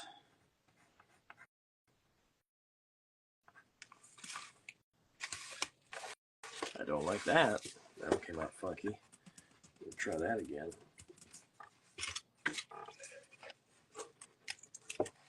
There it is.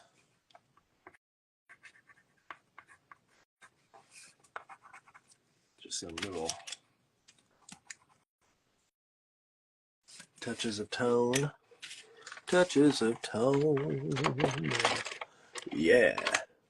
Oh, those touches of tone. Yeah.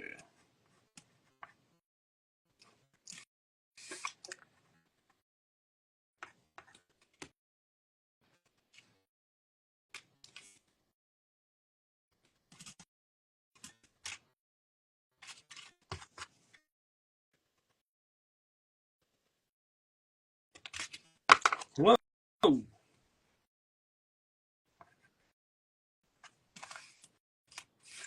Touches of tone. Yeah. Touches of tone. Yeah.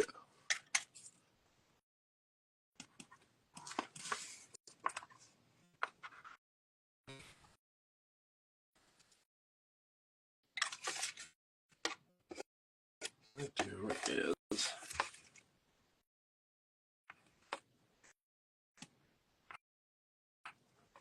A couple of these little stripy stripes here. It's green. And then what I'm going to do is also grab that pale mint. There we go. Put a little touch of it out here.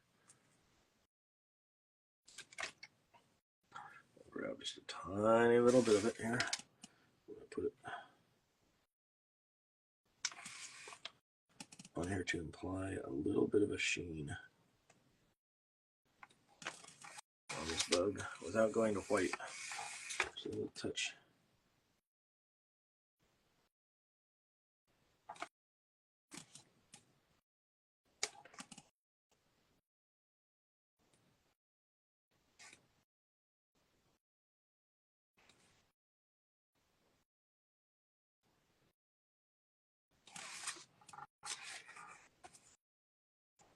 How are we doing on time? 11:18. We are good right now.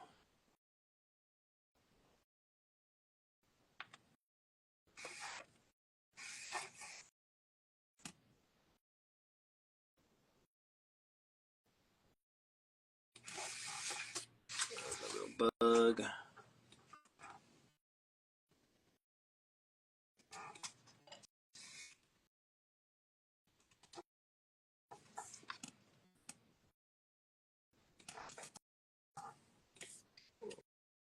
Touch of that. Let's get a little dinky donkey.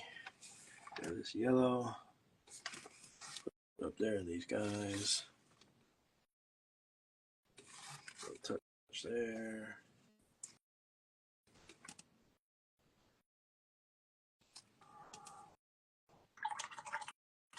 Okay.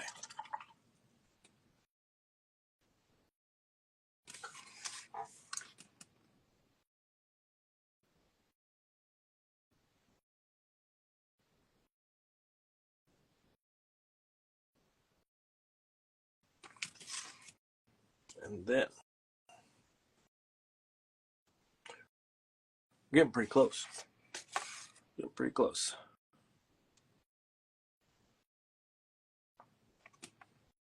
trying to figure out if there's other like little things I want to highlight it with this color.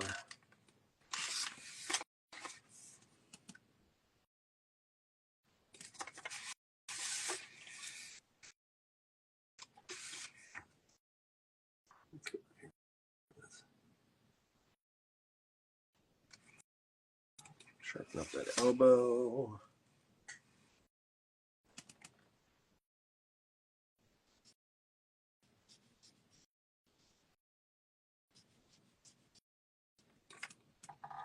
Bring that tail there. Maybe.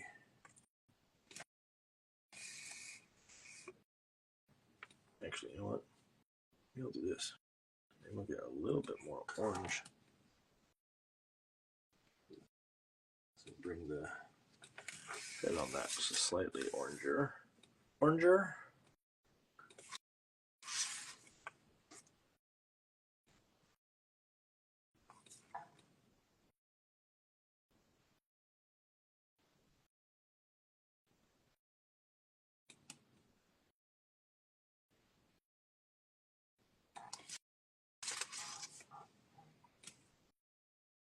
Okay.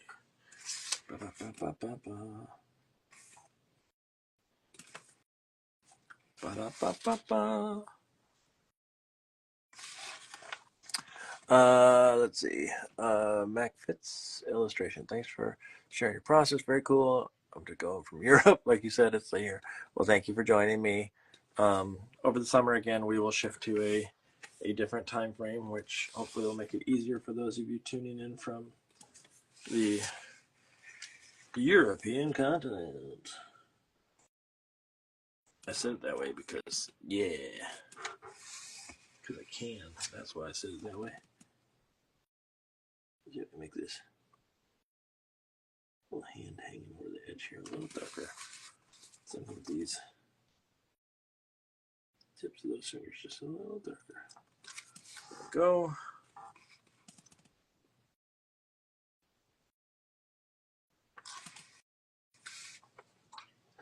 And maybe a little tiny bit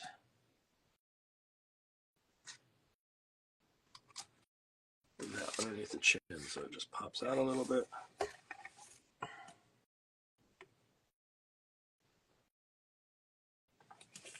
Touch on the top of that. A little touch right there.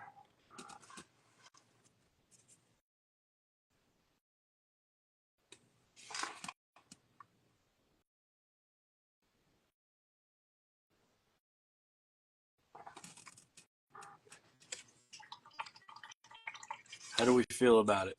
Lauren, are you watching? Tell me what you think. Is there something that's missing? Is there something I should be doing? You're the expert. You're my producer. You can tell me what I need to do.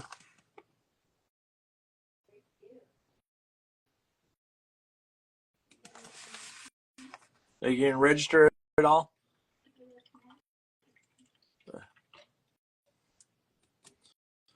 All right, that may be a good stopping point and keep it relatively simple. I mean, I could do other like trees or something like, or leaves and things, but I feel like it might get a little disjointed if I do that.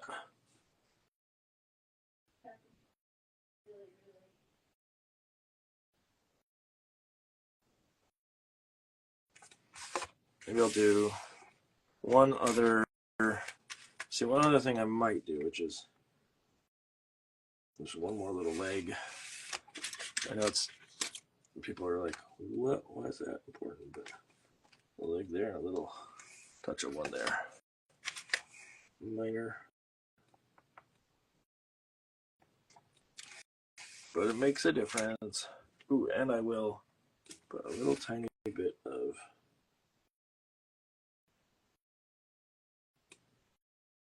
this in the sheen of this guy. It really pops over there as being a bug.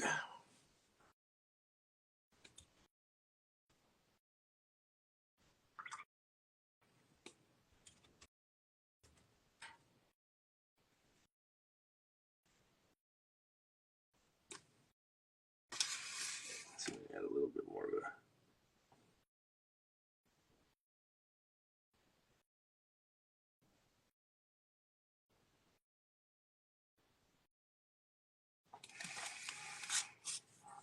shadow underneath there, so it adds a little bit more dimension to it. Okay, that might be good. I might be able to walk away there.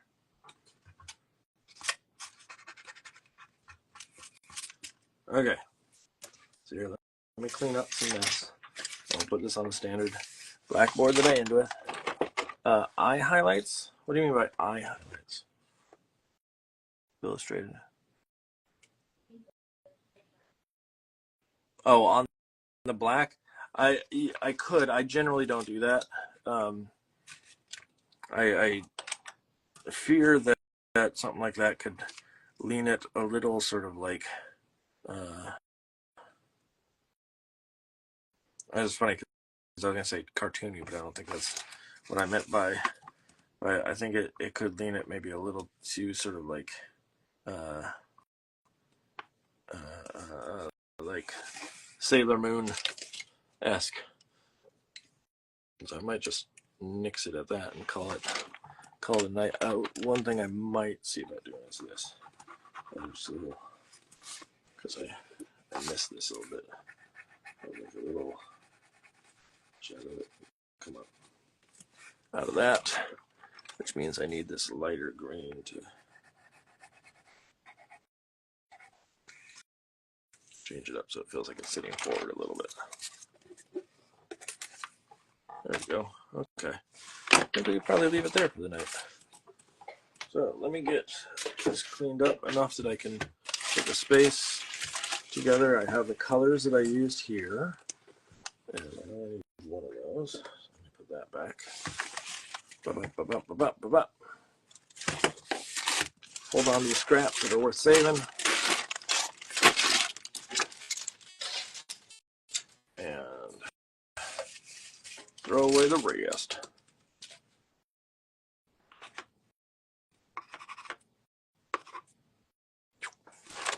Okay, so let me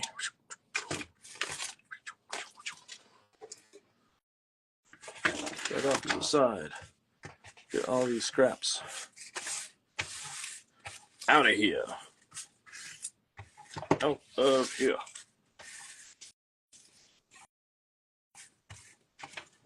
Is that one stuck? No, there we go. Okay, here, we'll do this. Let's just, haha. I know you probably shouldn't do this with artwork, but I'm doing it anyways. Makes it easier to pick all that up. It's my trash. Oh, look, it all came off okay. Grab my blackboard that I use. What I'll do is put this up here on said blackboard. I'll arrange it all nice with some pretty colors and stuff. Ugh, let me stand up so I can get this on here. I will zoom in a little bit for those that like to see it zoomed. Ooh, let me curl it the other direction. There we go. There we go. So what I'll do is I will put these out here like this. These are the colors from the night.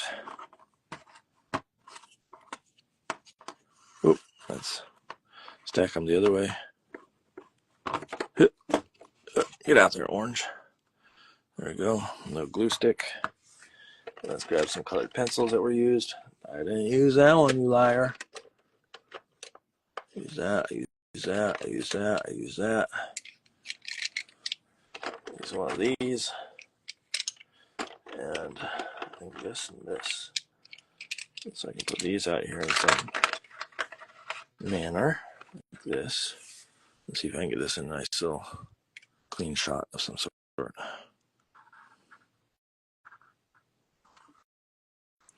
Maybe I'll do, I'm trying to make it look cool. There's an art to it that I'm not good at. If I can get this to like fan out a little right there. And these can come down here a little bit like this. These can come in on the side. And my snippy snips. That is not a good arrangement. We'll try one last little How about I put that like that? This is probably fine of some sort. This. These are the awkward. These are kind of awkward, but and then these are the challenge. How do I get these in? So it stays in a nice little.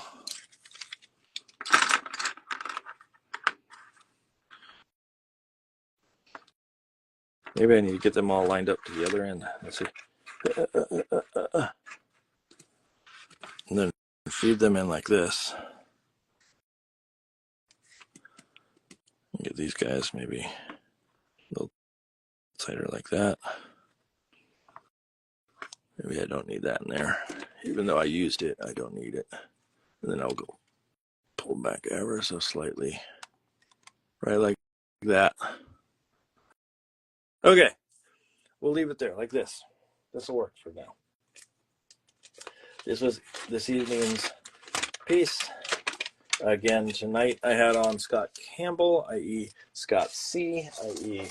Scott Lava, who did a bunch of different children's books, also known for Showdown series, also known for working on at Double Fine and other video games with Double Fine with Psychonauts. And so he was lovely, and I hope you all have a chance to go check out more of his work. Next week we have on Brian Biggs.